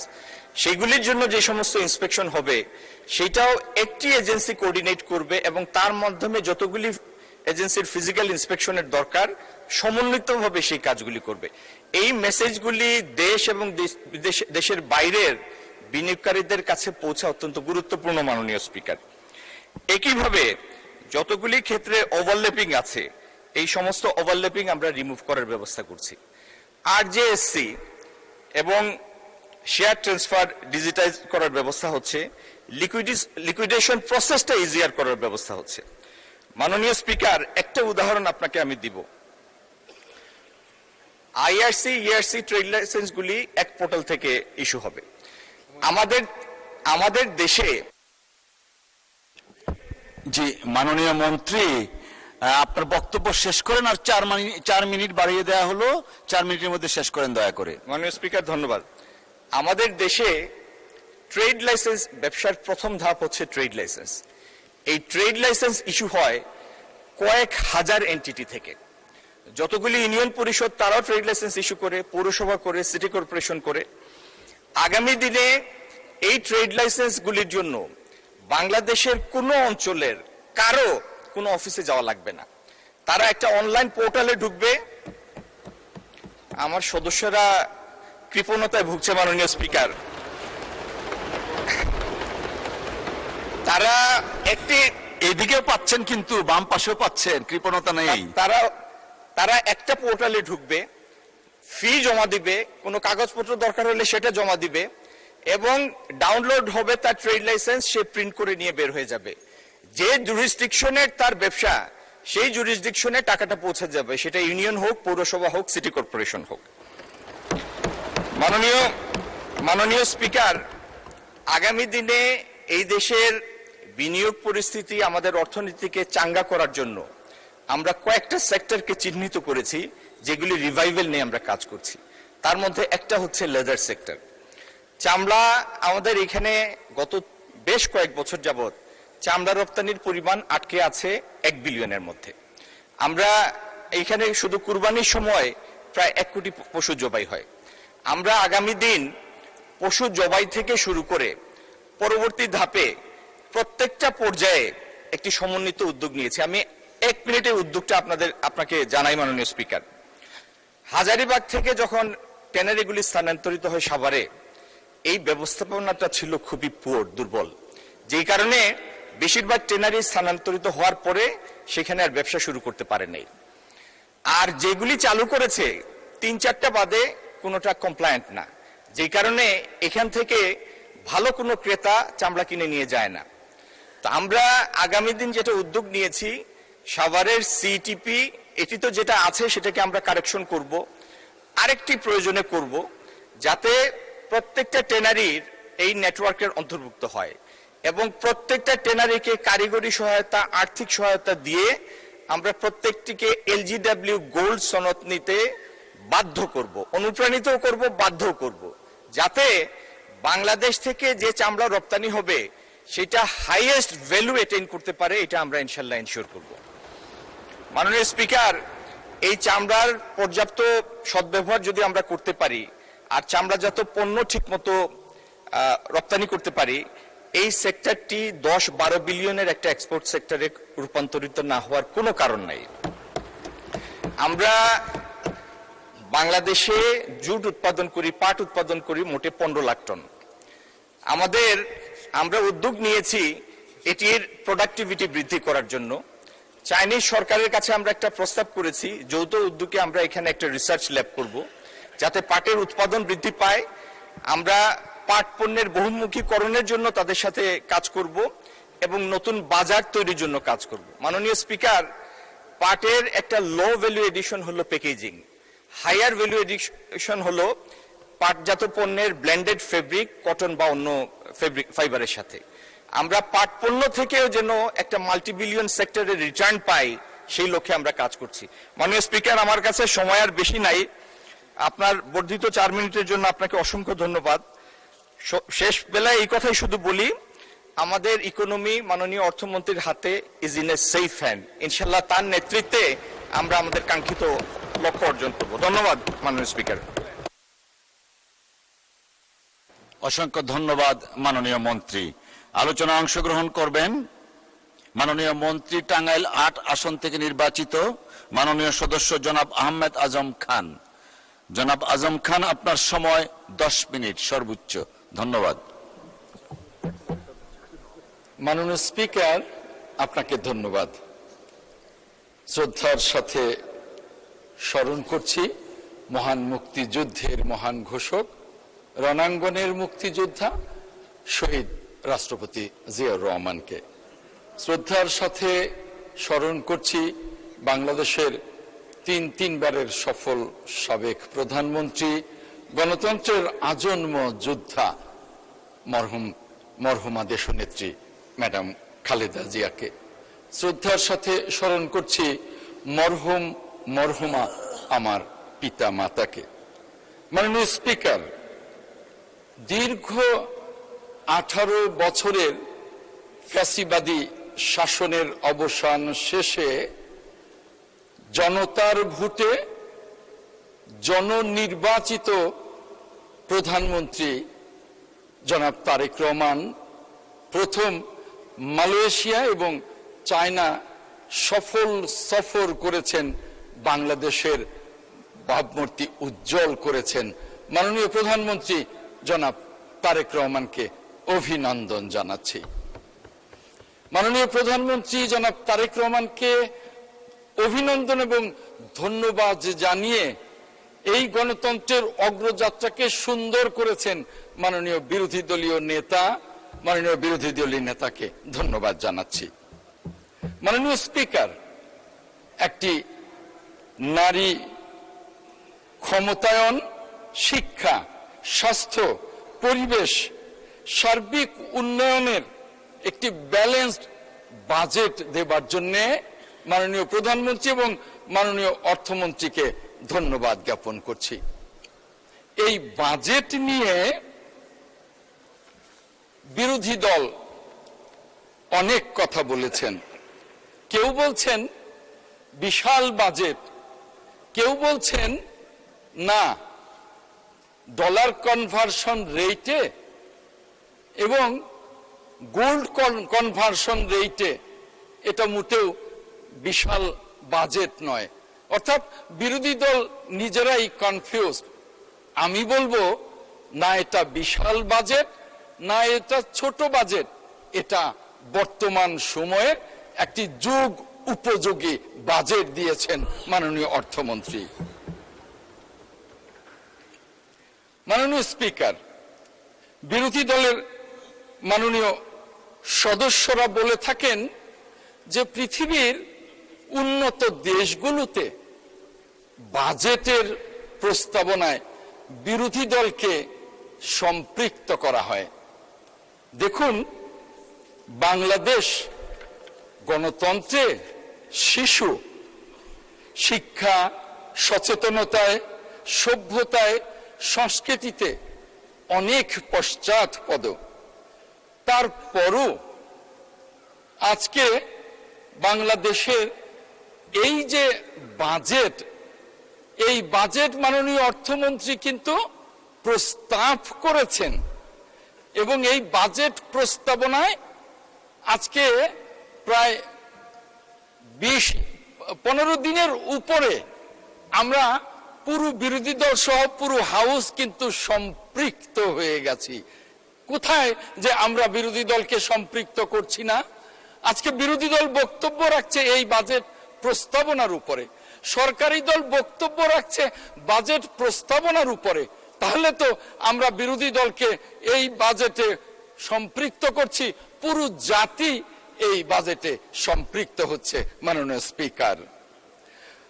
স্পিকার, সংসদ নেতা, বিরোধী দলীয় নেতা, আমরা সকলেই আলোচনা করি এই সংসদ দীর্ঘ 18 বছরের আন্দোলন, শত শত গুম, হাজারো হাজারো খুন, লক্ষ লক্ষ মামলা, মধ্যযুগীয় নির্যাতন এবং ছাত্র জনতার অভ্যুত্থানের মধ্য দিয়ে প্রতিষ্ঠিত এই সংসদ। কাজেই এই সংসদ একটি ব্যতিক্রমী সংসদ। এই সংসদ সেই স্বাধীনতার পর থেকে যে সংসদগুলো এসছে আমরা দেখেছি, আওয়ামী লীগ যতবার সরকারি দলে গেছে ততবার স্বৈরাচারী রূপ নিয়েছে, যতবার বিরোধী দলে গেছে ততবার সরকারকে অসহযোগিতা করেছে। এই সংসদ তো সেই সংসদ নয়। এই সংসদ সরকারি দল এবং বিরোধী দলের সকলের সমন্বয়ে একটি ব্যতিক্রমী সংসদ। এই সংসদের উপরে মানুষ আশায় বুক বেঁধেছে। আর রাজপথ রঞ্জিত হবে না, সমস্ত কিছুর নিয়ামক শক্তি হবে এই সংসদ। মাননীয় বিরোধী দলীয় নেতা আজকে ওনার বক্তব্যে বলেছেন যে আমরা সকল কিছুই এই সংসদে আমরা শেষ করব, এই সংসদের মধ্য দিয়েই আমাদের উন্নয়ন, আমাদের আলোচনা, আমরা বাংলাদেশটাকে এগিয়ে নিয়ে যাব। এই কথা শুনে মানুষ আশায় বুক বাঁধে। আর এর পরেই যখন বিরোধী দল রাজপথে চলে যায়, যখন বলে এই 4 মাসের সরকারকে আর সময় দেব না, যখন বলে 4 মাসের সরকার ফ্যাসিবাদী, তখন মানুষ শঙ্কিত হয়। মাননীয় স্পিকার, আপনার মাধ্যমে বিরোধী দলকে বলবো, সেই চেষ্টা আপনারা করবেন না। আসুন না একত্র এই সংসদের মধ্য দিয়ে গণতন্ত্রকে এবং এই রাষ্ট্রকে আমরা সমৃদ্ধির দিকে এগিয়ে নিয়ে যাই। তাহলে যেমনি আমরা মাননীয় প্রধানমন্ত্রী জনাব তারেক রহমানের নেতৃত্বে সফল হব, তেমনি আপনারাও বিরোধী দলীয় নেতার নেতৃত্বে সফল হবেন। সমৃদ্ধ হবে কে? সমৃদ্ধ হবে বাংলাদেশ। মাননীয়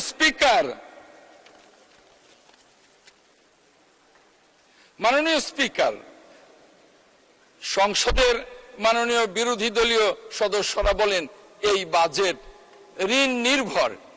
হ্যাঁ, এই বাজেট প্রস্তাবনা ঋণ নির্ভর।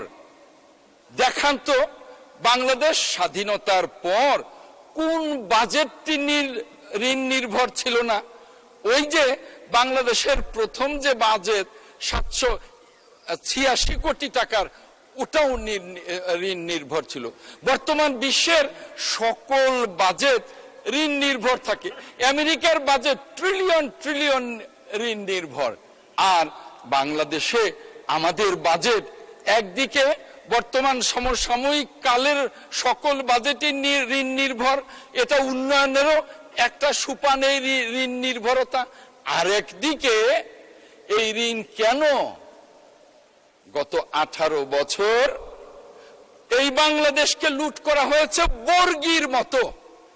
বর্গীরা যেমন দেশে এসে লুট করে নিয়ে গেছে, ওই ফ্যাসিবাদ 18 বছর বাংলাদেশকে বর্গীর মতো লুট করে একেবারে তলানিতে রেখে গেছে বাংলাদেশের অর্থনীতি। তাহলে বাংলাদেশ তো ঋণ নির্ভর বাজেট আসবেই, কিন্তু এই ঋণ নির্ভর বাজেটকে বাস্তবায়ন করবার ক্ষমতা আমাদের আছে।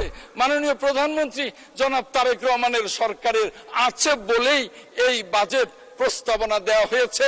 আমাদের উপর আস্থা রাখুন, ইনশাল্লাহ আমাদের মাননীয় প্রধানমন্ত্রীর নেতৃত্বে আমাদের মাননীয় অর্থমন্ত্রী এই বাজেট বাস্তবায়ন করবেন ইনশাল্লাহ। মাননীয় স্পিকার, আমার মাননীয় স্পিকার, আপনার সাথে আন্দোলনে ছিলাম, আপনার সাথে আদালতে ছিলাম। আশা করি আমাকে 5 মিনিট সময় বাড়িয়ে দেবেন। মাননীয় স্পিকার, আমাদের বিরোধী দলের একজন নেতা বলেছেন আমরা এই বাজেটে ঋণ নিয়েছি, আমরা ফকির হতে চাই না, আমরা ফকিরের বাজেট করতে চাই না। মাননীয় স্পিকার, ঋণ কিন্তু ফকিররা নেয় না, ফকিররা ঋণ নেয় না, ফকিররা ভিক্ষা নেয়। আমরা ভিক্ষা নেইনি, আমরা ঋণ নিয়েছি, ঋণ পরিশোধ করব ইনশাআল্লাহ। মাননীয় স্পিকার, আমাদের একজন বিরোধী দলীয় সাংসদ ব্যারিস্টার আরমান, তিনি বলেছেন বাংলাদেশকে স্বপ্ন দেখিয়েছিলেন শহীদ রাষ্ট্রপতি জিয়াউর রহমান। আমি মাননীয় সংসদ সদস্য আরমানকে ধন্যবাদ জানাই আর বলতে চাই মাননীয় স্পিকার, সেই স্বপ্ন যিনি দেখিয়েছিলেন শহীদ রাষ্ট্রপতি জিয়াউর রহমান, তার সুযোগ্য সন্তান জনাব তারেক রহমান এখন প্রধানমন্ত্রী, তিনি বাংলাদেশের ধন্যবাদ মাননীয় মন্ত্রী, ধন্যবাদ। আচ্ছা, 1 মিনিট যান। মাননীয় স্পিকার, আমি বলতে চাই আমার নির্বাচনী এলাকা বাসাইল এবং সখীপুর, বাসাইল খুব বঞ্চিত এলাকা এবং সখীপুর স্বৈর শাসক এরশাদের আটিয়া বন অধ্যাদেশ যারা দ্বারা নির্যাতিত, তারা আমাকে নির্বাচিত করে সংসদে পাঠিয়েছেন। তাদের প্রত্যাশা আমি তাদের একদিকে বাসাইলের উন্নয়ন, আরেকদিকে সখীপুর উন্নয়ন এবং ওই আটিয়া বন আইন থেকে তাদেরকে রক্ষা করব। মাননীয় স্পিকার, শেষ কথাটি বলতে চাই, আজকে আমার মাননীয় পরিকল্পনা প্রতিমন্ত্রী, আমার মাননীয় দুর্যোগ ব্যবস্থাপনা মন্ত্রী সহ অনেকে বলেছেন 18 বছরে যারা যুদ্ধ করেছেন, যারা মামলা খেয়েছেন, যারা গুম হয়েছেন, যারা খুন হয়েছেন হাজারো হাজারো, তাদের জন্য কিছুই কি করবার নেই। আমি মাননীয়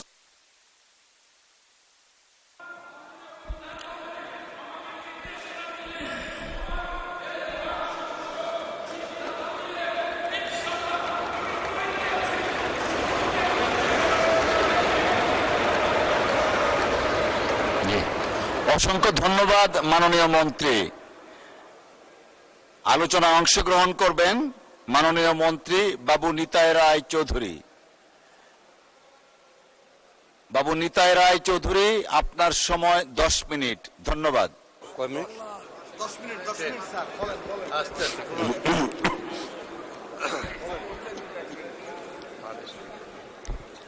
মাননীয় স্পিকার, আমি এই সংসদে আমি তাদের সামনে কথা বলছি যারা গত 18 বছর ফ্যাসিবাদ বিরোধী গণতান্ত্রিক আন্দোলনে অংশগ্রহণ করে অসীম আত্মত্যাগ করেছে, নির্যাতন সহ্য করেছে, জেল জুলুম অত্যাচার সহ্য করেছে, লক্ষ লক্ষ মামলার আসামি হয়েছে এবং বীরের মতো তারা লড়াই করে গেছে।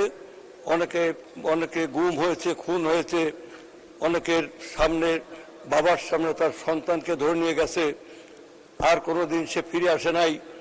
স্ত্রীর সামনে তার স্বামীকে নিয়ে গেছে, আর কোনোদিন ইলিয়াস আলীর খবর আমরা পাই নাই, চৌধুরী আলম আসে নাই। সেই সমস্ত বীররা যারা এই 18 বছর যাবৎ এদিকে মুন্ডাও আছেন, এই লড়াই সংগ্রাম করেছে, আজকে তাদেরই দ্বারা গঠিত এই পার্লামেন্ট। অতএব এই পার্লামেন্টে হারানোর কোনো ভয় নাই। বিপ্লব পরবর্তী সময়ে যেমন বিপ্লবী সরকার হয়, ঠিক তেমনি ফ্যাসিবাদী শক্তির পতনের পরে আজ আমরা মুক্ত স্বাধীন দেশে আমরা মুক্তির গান গাইতে চাই। মাননীয় স্পিকার, চীন দেশে একসময় ভিক্ষাবৃত্তি, বেশ্যাবৃত্তি, ঘুষ, দুর্নীতি, এক গাড়ি টাকা নিয়ে গিয়ে এক ঝুড়ি খাবার পাওয়া যেত, সমস্ত মানুষ আফিন খেয়ে খেয়ে ঘুমতো। মাও সেতুন তখন বললেন, ওরা ঘুমাচ্ছে, ওদের ঘুমাতে দাও, ওরা যেদিন জাগবে তখন পৃথিবী তছনছ করে ফেলবে, সবকিছু তছনছ করে ফেলবে। সেই বিপ্লবের পরে 49 সালে মাত্র 3 বছরের মধ্যে চীন সেই খোয়াংহো নদী, যাকে চীনের দুঃখ বলা হতো, সেই চীনকে আবার পরিবর্তন করে খোয়াংহোকে চীনের আশীর্বাদ হিসেবে আসলো। এবং আজ পৃথিবীতে চীনের অর্থনীতি সেই ব্যবস্থার উপর দাঁড়িয়ে আজ পৃথিবীর আকাশচুম্বী তাদের অর্থনীতি, তাদের শিক্ষা দীক্ষা, তাদের প্রযুক্তি সবকিছু আজকে পৃথিবীর সমস্ত সভ্যতাকে হার মানিয়েছে। আমরা চীনে দেখেছি, আমরা ভিয়েতনামে দেখেছি, লাওসে দেখেছি, কম্বোডিয়া দেখেছি, আমরা আলবেনিয়া দেখেছি, আমরা কিউবাতে দেখেছি, আমরা আর্জেন্টিনা দেখেছি, পূর্ব ইউরোপের দেশগুলোতে আমরা দেখেছি। সমস্ত দেশে একটি পরিবর্তনের পরে সেখানে একটা শূন্য হাতে মানুষ উঠে দাঁড়ায়। এবার আমি শহীদ প্রেসিডেন্ট জিয়াউর রহমানের কথা বলতে চাই। শহীদ প্রেসিডেন্ট জিয়াউর রহমান যখন রাষ্ট্রের দায়িত্ব পেলেন, তখন তিনি এই রাষ্ট্রকে কি করে একটি উন্নত, আধুনিক, জনগণের গণতান্ত্রিক রাষ্ট্রে পরিণত করা যায়, কিভাবে সমস্ত প্রকার আধিপত্যবাদী শক্তির হাত থেকে একটি স্বাধীন সার্বভৌম জাতি হিসেবে মাথা তুলে দাঁড়ানো যায়, সেই চিন্তা তিনি করলেন। জিয়াউর রহমানের nationalist party, the duty of A nationalist party is to protect our national economy. The duty of a nationalist party is to safeguard our national interest. The duty of a nationalist party is to bring the country in such a order that all past histories will be defeated by the action of a nationalist party and nationalist government. অতএব জিয়াউর রহমান তখন কি করলেন? তিনি বললেন যে টাকার কোনো অভাব হবে না। আজকের যে বাজেটের ভাবনা করতে গিয়ে আমি কথাগুলো বলবো। জিয়াউর রহমান তখন বাংলাদেশের মূল শক্তিটাকে তিনি সন্ধান করলেন।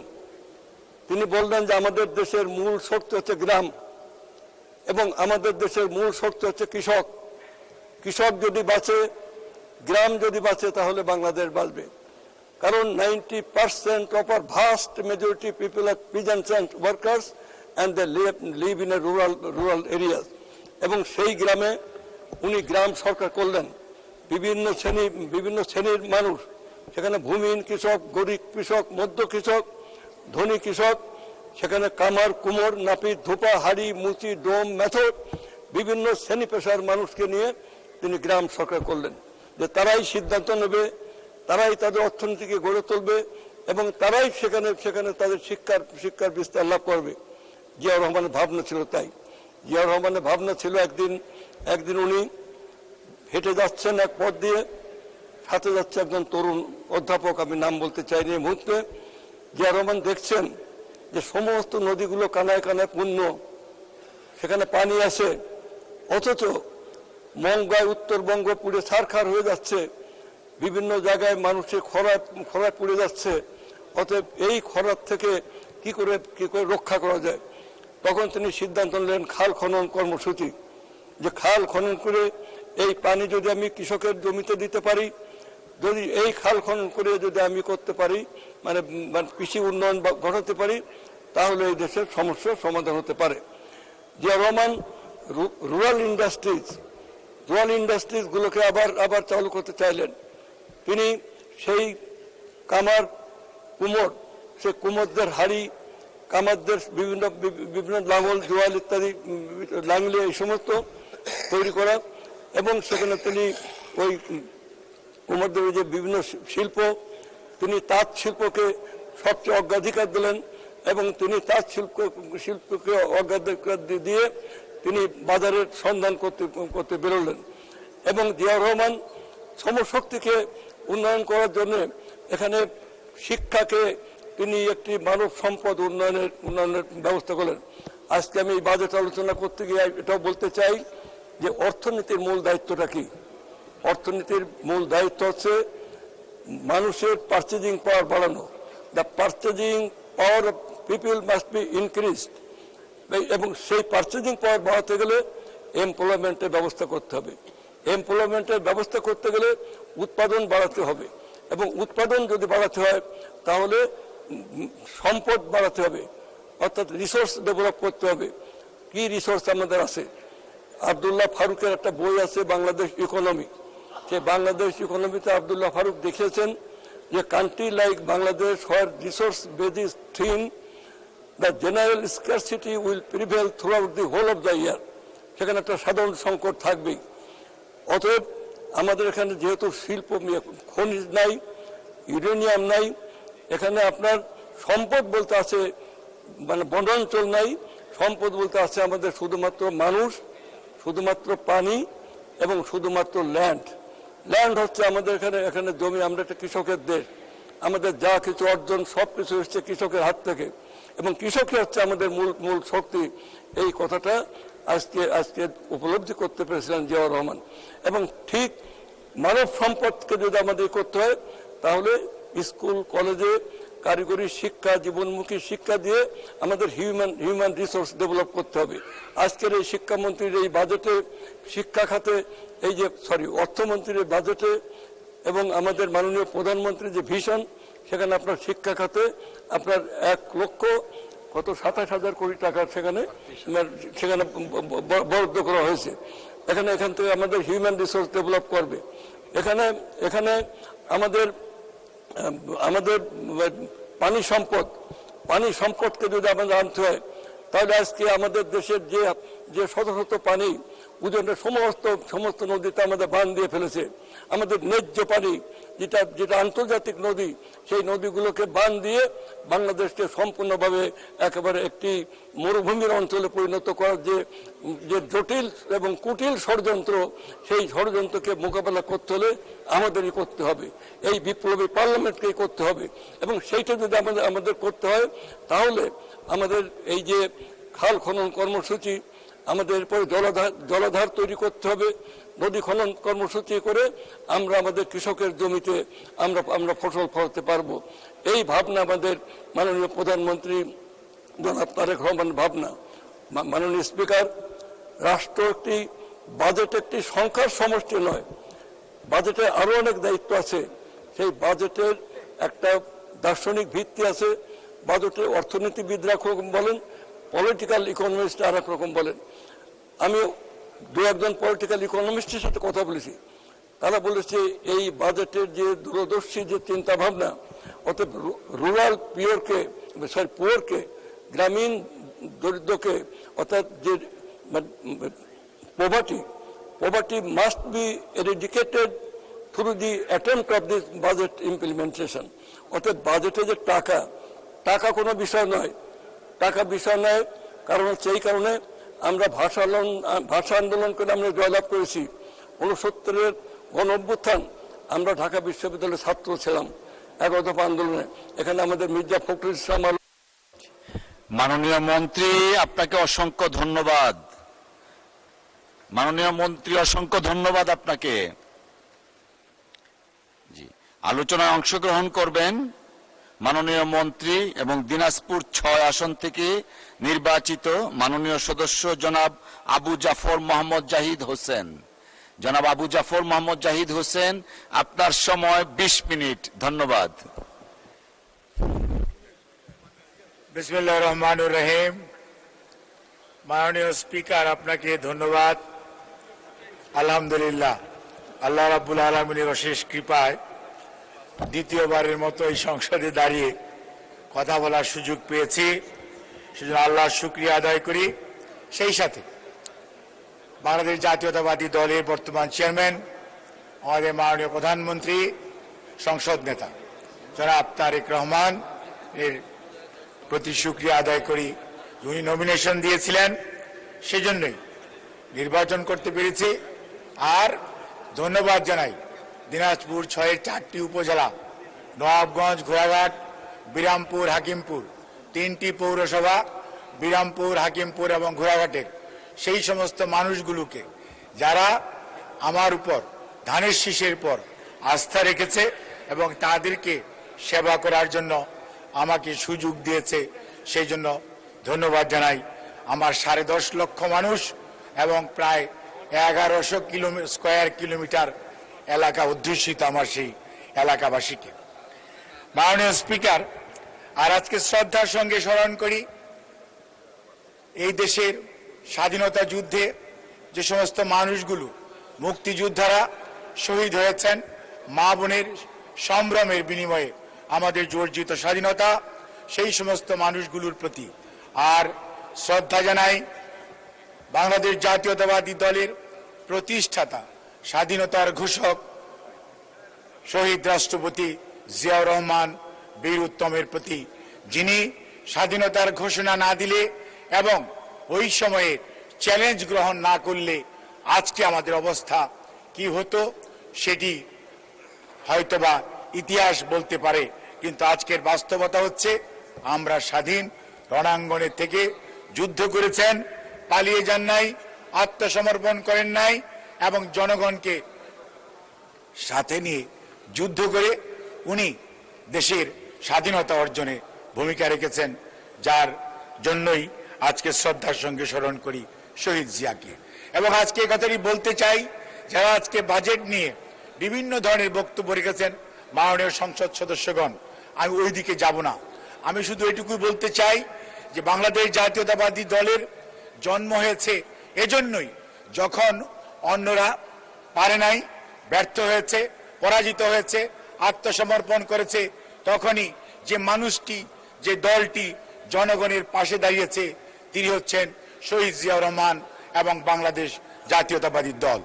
এবং আজকে বাজেট আলোচনায় যে কথাটি বলতে চাই সেটি হচ্ছে এই 1975-76-এর যদি আপনি বাজেট দেখেন তখন দেখবেন স্বাধীনতা যুদ্ধের পরবর্তীতে ছিল মাত্র 786 কোটি টাকার বাজেট, কিন্তু যখন 74-এর দুর্ভিক্ষ হলো, দেশের অর্থনীতি আমাদেরকে বাসন্তী উপহার দিল এবং তার পরবর্তীতে 74-75 গেল, 75-76-এর যে বাজেট, যেটি শহীদ জিয়ার আমলে প্রথম বাজেট হলো, সেটি কিন্তু আমাদের প্রায় 2000 কোটি টাকা, 1900 কোটি টাকা প্লাস।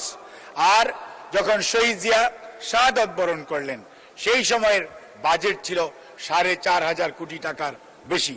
অর্থাৎ যে কথাটি বলতে চাই, যখন ওই সময়ও কম্বল চোর বলেন আর রিলিফ চোর বলেন, ওনারা যখন দেশের অর্থনীতিকে ফোকলা করে দিয়েছিল, উপহার দিয়েছিল বাসন্তী আর দুর্ভিক্ষ আর লঙ্গরখানা, সেই সময়ও কিন্তু বিএনপি সামনে গিয়ে এসেছিল, জনগণের পাশে দাঁড়িয়েছিল।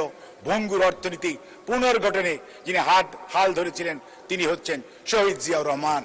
এবং উনি সেই মানুষ, যে মানুষ সত্যিকার অর্থে বাংলাদেশে শৃঙ্খলা কাকে বলে এবং মানুষের গণতন্ত্র ফেরত দেওয়া, মানুষের বাক স্বাধীনতা ফেরত দেওয়া এবং সর্বোপরি দেশের কৃষিকে এমন একটি পর্যায়ে নিয়ে গেলেন, তলাহীন ঝুরি হয়ে গেল।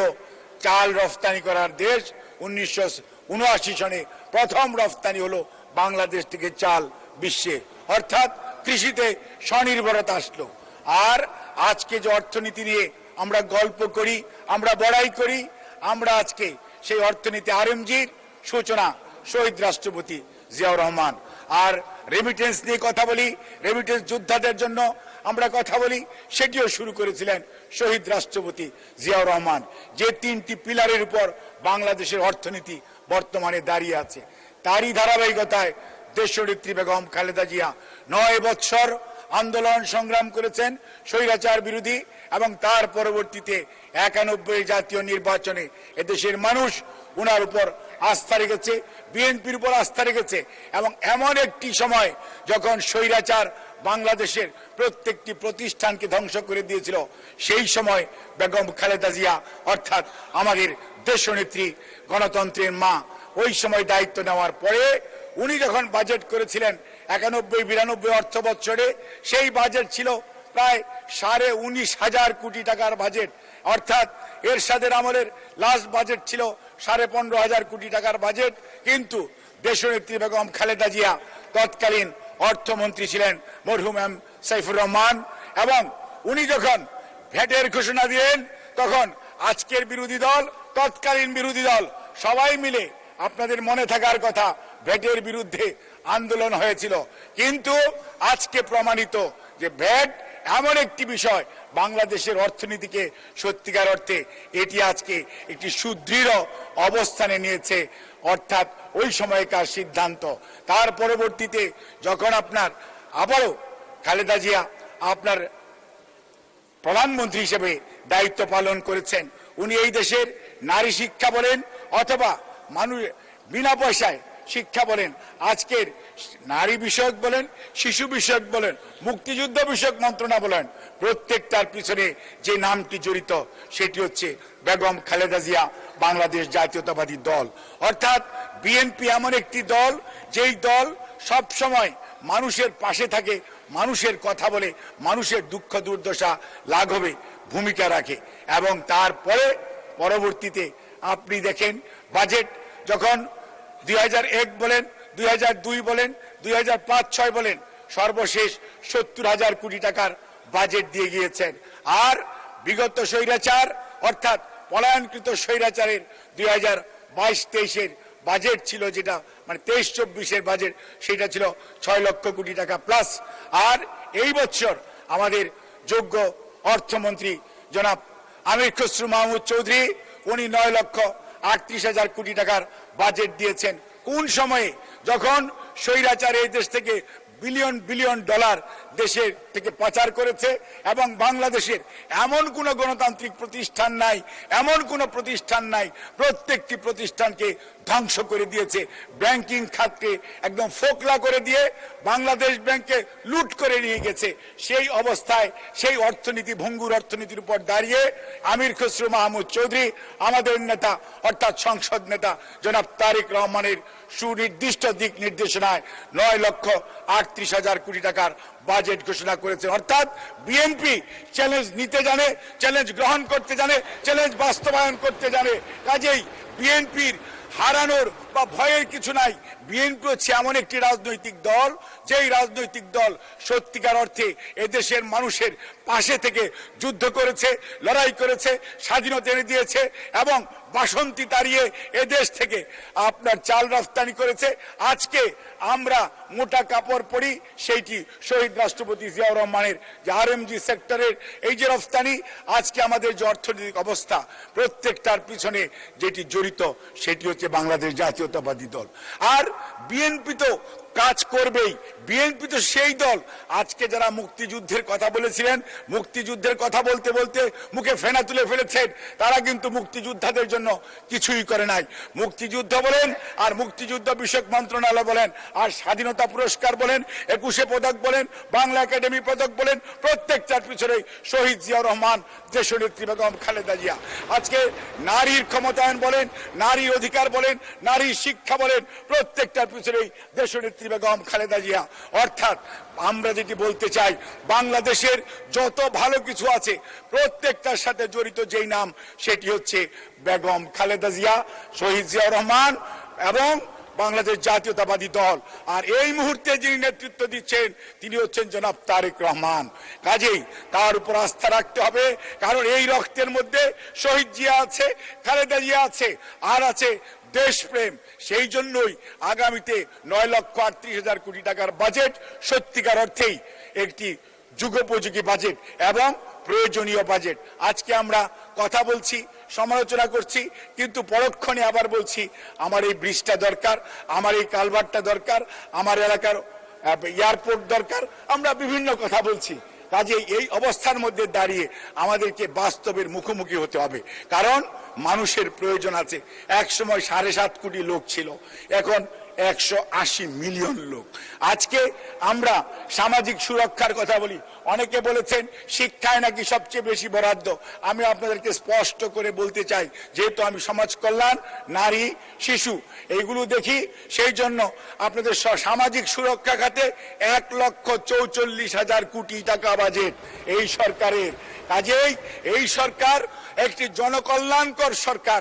এই সরকার মানুষের কল্যাণের জন্য সবচেয়ে বেশি বাজেট দিয়েছে, আর শিক্ষাকে দিয়েছে দ্বিতীয় স্থানে। অর্থাৎ শিক্ষিত হবেন, দক্ষতা অর্জন করবেন, তারপরে এমপ্লয়মেন্টে যাবেন। এই হচ্ছে সরকারের দিক নির্দেশনা, সরকারের প্ল্যানিং। সেই জন্যই আজকে শিক্ষাকে, যার শিক্ষিত হবেন, দক্ষতা অর্জন করবেন, স্বাস্থ্য ভালো থাকতে হবে, সেই জন্যই স্বাস্থ্যকে দেওয়া হয়েছে তার দ্বিতীয়, অর্থাৎ সবচেয়ে বেশি বাজেট যেটা আছে স্বাস্থ্য। স্বাস্থ্যের ব্যাপারে আমার একটু কথা আছে, যেহেতু আমি ডাক্তার মানুষ, আমার একটু কথা বলা দরকার। এখানে মাননীয় অর্থমন্ত্রী দৃষ্টি আকর্ষণ করব। মাননীয় অর্থমন্ত্রী, আপনি অনেক কিছুই আলহামদুলিল্লাহ এপিআই অর্থাৎ একটিভ ফার্মাসিউটিক্যাল ইনগ্রিডিয়েন্টস ওষুধ রফতানি করতে হবে। এই যে আমাদের বাণিজ্য মন্ত্রী সাহেব বললেন যে আপনি এলডিসি গ্রাজুয়েশনে যাবেন 29-এ। এলডিসি গ্রাজুয়েশনে যদি যান তার জন্য প্রস্তুতি দরকার। কিসের প্রস্তুতি? প্রস্তুতি হচ্ছে আপনি এপিআই এর অনেক র মেটেরিয়ালস এর উপর আপনি শুল্ক রেয়াত করেছেন। আমি আপনাকে শুধু খালি এটুকু বলবো, স্বাস্থ্যমন্ত্রী থাকলে ভালো হতো যে ড্রাগ অ্যাডমিনিস্ট্রেশনের কোয়ালিটি অর্থাৎ ক্যাপাবিলিটি অ্যান্ড ক্যাপাসিটি আরো বাড়াতে হবে। কারণ আমাদের ঔষধ আমেরিকায় রফতানি হয়, আমাদের ঔষধ ইউকেতে রফতানি হয়, আমাদের ঔষধ ব্রাজিল, সিঙ্গাপুর, অস্ট্রেলিয়ায় রপ্তানি হয়। কিন্তু সমস্যা হচ্ছে ড্রাগ অ্যাডমিনিস্ট্রেশনের আমাদের যে ল্যাব, সেই ল্যাবের যে ক্যাপাসিটি, সেই ক্যাপাসিটি হওয়া উচিত ম্যাচুরিটি লেভেল 3 ML3, কিন্তু সেই ক্যাপাসিটিটা তাদের না থাকার কারণে তাদের এই আমাদের কোম্পানিগুলো ড্রাগস বিদেশে রপ্তানি করতে পারছে না, কারণ ইন্টারন্যাশনাল বিডিং এ তারা কোয়ালিফাই করছে না, কিন্তু তারা কিন্তু বাইলাটারাল বিডিং এ দে আর পার্টিসিপেটিং। আপনাকে মনে রাখতে হবে, যখনই আপনি এলডিসি গ্রাজুয়েশনে যাবেন তখন পৃথিবীর সব দেশ আপনার কাছে ওষুধ নিয়ে আসবে। তখন এই প্যারাসিটামল আজকে 2 টাকা দাম শুনলে মন খারাপ করবেন, বাস্তবতা হচ্ছে ওই সময় 10 টাকা দিয়ে প্যারাসিটামল কিনে খেতে হবে। কাজেই আগেই প্রস্তুতি নেন, যাতে আপনি এখন প্যারাসিটামল অর্থাৎ ম্যাক্সিমাম ড্রাগের রেজিস্ট্রেশন এখন করে নিতে হবে। সেই জন্য ড্রাগ অ্যাডমিনিস্ট্রেশনকে আরো বেশি ক্যাপাসিটি ডেভেলপ করতে হবে, সো দ্যাট আপনি এলডিসি গ্রাজুয়েশনের পরে আপনার দেশের মানুষকে স্বল্প মূল্যে ঔষধ দিতে পারেন। আর এই পৃথিবীতে চায়না এবং ইন্ডিয়া এরা হচ্ছে এপিআই তৈরির কারখানা। সারা পৃথিবীর পাকঘর হলো চায়না এবং ইন্ডিয়া। দ্বিতীয় স্থান, তৃতীয় স্থানে যেটা আসবে সেটা হবে বাংলাদেশ, এবং সেটা যদি গ্রহণ করতে হয় তাহলে আজকে আপনার ক্যাপাসিটি ডেভেলপ করতে হবে, সো দ্যাট আপনি এমন এপিআই তৈরি করবেন বিলিয়ন বিলিয়ন ডলার। আজকে আরএমজি যেমন আপনার ডলার আর্ন করে, আপনি এপিআই অর্থাৎ অ্যাক্টিভ ফার্মাসিউটিক্যাল ইনগ্রেডিয়েন্টস রপ্তানি করে আপনি কিন্তু সেই পরিমাণ র মেটেরিয়ালস রপ্তানি করে আপনি টাকা আর্ন করতে পারবেন, এবং আপনার জন্য বাজার উন্মুক্ত হবে। শুধু নয়, অর্থ পাবেন সেটি নয়, অনেক হোয়াইট কালার এমপ্লয়মেন্ট জেনারেশন হবে। এটি খুবই প্রয়োজনীয়। এই জিনিসটি আমি বললাম, এটার জন্য আমাদের খেয়াল রাখা উচিত। আরেকটা জিনিস মাননীয় অর্থমন্ত্রী, আপনার দৃষ্টি আকর্ষণ করছি, আপনি কিছু কিছু অপারেশনের জিনিসের অনেক কতগুলো আইটেম, যেমন ডায়ালাইসিস রোগীর টিউবের উপর আপনার ট্যাক্স কমিয়েছে। আপনাকে বিনীত অনুরোধ করব মাননীয় প্রধানমন্ত্রী এবং স্পিকারের মাধ্যমে, যে আপনি দয়া করে হার্টের ভাল্ব এই জিনিসটি হয়তো আপনার দৃষ্টিতে কেউ নিয়ে আসলে এটি হয়তো হতো। হার্টের ভাল্ব আর হচ্ছে অক্সিজেনেটার বলে একটা ইয়ে আছে, হার্টের অ্যাপ্লায়েন্স আছে। আর এত রোড ট্রাফিক অ্যাক্সিডেন্ট হয়, রোড ট্রাফিক অ্যাক্সিডেন্টে অনেক নিউরোভাস্কুলার ইনজুরি হয়। সেই সমস্ত ক্ষেত্রে আমাদের রেডিও ফ্রিকোয়েন্সি অ্যাবলেশন ফাইবার আর হচ্ছে পেরিফেরাল ভাস্কুলার স্ট্যান্ট আছে। আপনি হার্টে স্ট্যান্ড করছেন, ভাস্কুলার স্ট্যান্ট আছে। এইগুলো কয়েকটা আইটেম যদি আপনি মানে ভ্যাট আপনি মাফ করে দেন, এগুলো খুব বেশি লাগে না, কিন্তু এগুলোর দাম খুব বেশি। কাজে সেই জন্য যদি ভ্যাটটা মৌকুফ করা হয় তাহলে চিকিৎসা জগতে অনেক গরিব মানুষের ভালো চিকিৎসা হবে। কারণ আপনি তো মানবিক প্রধানমন্ত্রী, মানবিক অর্থমন্ত্রী, আপনাকে আমরা জাস্ট কয়েকদিন আগে অ্যাপ্রোচ করেছিলাম, আমাদের দেশের প্রতিবন্ধী মানুষগুলোর পাশে দাঁড়ান।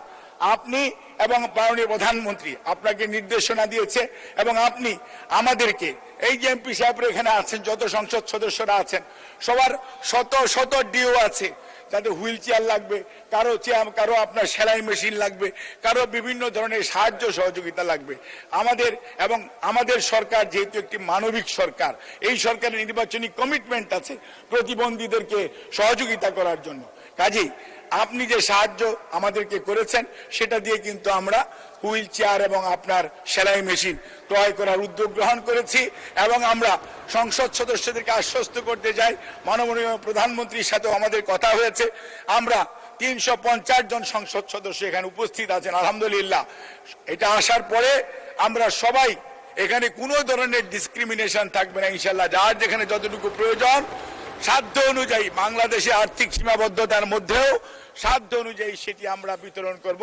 এবং মাননীয় অর্থমন্ত্রী আমাদেরকে বারবার বলেছেন, কারণ উনি ওই কমিটির চেয়ারম্যান, আমি ওই কমিটির সদস্য সচিব, উনি বারবার বলেছেন যে প্রতিবন্ধীদের বিষয়, ডিসেবলদের জন্য 11 ধরনের ডিসেবলড আছে, প্রতিবন্ধী আছে, তাদের পাশে দাঁড়ানো আমাদের সবার নৈতিক দায়িত্ব। প্রতিবন্ধীর সংখ্যা বাংলাদেশে কেউ বলবেন 40 লক্ষ, কেউ বলবো 45 লক্ষ, এবং WHO হিসাবে হচ্ছে আমাদের দেশে 6% of the total population, this way that way they are disabled. এখন এই মানুষগুলোকে যদি অ্যাড্রেস করতে হয়, ডিসেবলডকে অ্যাড্রেস করতে মিনিমাম 2-3 জন সহকারী লাগে। কাজে সেই লোকগুলোকে পাশে দাঁড়ানো, সেই লোকদেরকে এমপ্লয়মেন্ট করে, খালি তাদেরকে হেল্প করে না, you need to give them the education, you need to make them have some skill, then তাদেরকে আপনি পুনর্বাসন করবেন। তাহলেই কেবল একটা ইনক্লুসিভ সোসাইটি হবে, যেটা বাংলাদেশ জাতীয়তাবাদী দলের নির্বাচনী ম্যানিফেস্টো, সরকারের অগ্রাধিকার, এবং সেই লক্ষ্যে বর্তমান সরকার কাজ করছে। এবং আমি মনে করি মাননীয় অর্থমন্ত্রী, আপনি দয়া করে এই বিষয়গুলো আমি যে কয়েকটা বললাম আমি আপনাকে লিখিতভাবে আবার দিব, সো দ্যাট এটা আপনি দয়া করে অ্যাডজাস্ট করবেন। আমি যে জিনিসটা আরেকটু বলতে চাই, আজকে না কনজেনিটাল হার্ট ডিজিজের টাকা দেয়, কনজেনিটাল হার্ট ডিজিজের টাকা আগে থেকেই দেয়, সেটা আমি জন্য বলি না। উনি কিন্তু cirrhosis of liver, congenital heart disease, তারপরে আপনার হচ্ছে লিভার ডায়ালাইসিসের জন্য, তারপরে যে কোনো ধরনের মেলিগনেন্সিতে ওরা আমাদের সরকার কিন্তু সহযোগিতা করে। কিন্তু তারপরেও বলবো, আমরা 50,000 থেকে 1 লক্ষ টাকা করেছেন, 300 কোটি টাকার বাজেট 650 কোটি টাকা করেছেন, সেজন্য আপনাকে ধন্যবাদ। কিন্তু তারপরও আমি বলবো যে আপনার এই সেক্টর হচ্ছে এত বেশি প্রয়োজন মানুষের, সত্যিকার অর্থে এখানে আরো যদি বাড়ানো যায়, এটা আপনার দয়া করে খেয়াল রাখার জন্য আমি আপনার কাছে বিনীত অনুরোধ করছি। আরেকটা হচ্ছে যে কাজটা ফ্যামিলি কার্ড, যেটা অনেকেই বলেছেন, আমি শুধু আপনাদেরকে আশ্বস্ত করতে চাই, আমি অনেক সংসদ সদস্যের বক্তব্য শুনেছি, ফ্যামিলি কার্ড আগামী 4 বছরে পর্যায়ক্রমে বাস্তবায়ন করা হবে। আমরা 3 টার্মে আমরা পাইলটিং করেছি, মাননীয় অর্থমন্ত্রী সেই কমিটির চেয়ারম্যান, আমাদের অনেক মন্ত্রী মহোদয় এবং উপদেষ্টাগণ, সরকারি উচ্চপদস্থ কর্মকর্তারা সদস্য, আমি নিজেও সেটার সদস্য সচিব হিসেবে দায়িত্ব পালন করছি। এখানে এই বছর অর্থাৎ জুলাইয়ের 1 তারিখ থেকে 30শে জুন পর্যন্ত আপনার টোটাল হবে পাইলটিং সহ 41 লক্ষ পরিবার সুবিধা পাবে। ইট ইজ নট দ্যাট যে ফ্যামিলি প্ল্যানিং বা ফ্যামিলি কার্ড 41 লক্ষকে দেওয়া হবে, ফ্যামিলি কার্ড দেওয়া হবে বেশি সংখ্যক মানুষকে, সুবিধাভোগী হবে 41 লক্ষ পরিবার। এবং সেইটার জন্য অলরেডি 14,500 কোটি টাকার যে বাজেট, সেই বাজেট অলরেডি আপনার আমাদের যে অ্যানুয়াল ডেভেলপমেন্ট প্ল্যান এডিপিতে এখন আছে। কাজে এই অবস্থায় আমরা চাইব, এবং এটা কোনো এলাকায় হবে না, 300টি আসনে একযোগে ইনশাআল্লাহ এই কর্মসূচি, আপনাদের কোনো ডিও লেটার, কোনো তদবির করার প্রয়োজন পড়বে না।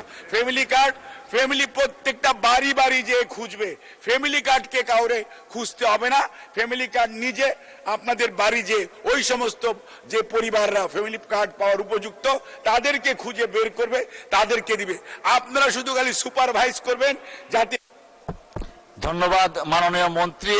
আজান পড়ে গেছে, আপনি বিনা পয়সায় অনেকের প্রেসক্রিপশন দেন, আজকে স্বাস্থ্য মন্ত্রণালয়কে কিছু প্রেসক্রিপশন দিয়েছেন, থ্যাংক ইউ। মাননীয় সদস্যবৃন্দ, সংসদের বৈঠক মাগরিবের নামাজের জন্য 30 মিনিট 30 মিনিটসের বিরতি দেওয়া হলো। আপনাদের সহযোগিতার জন্য ধন্যবাদ।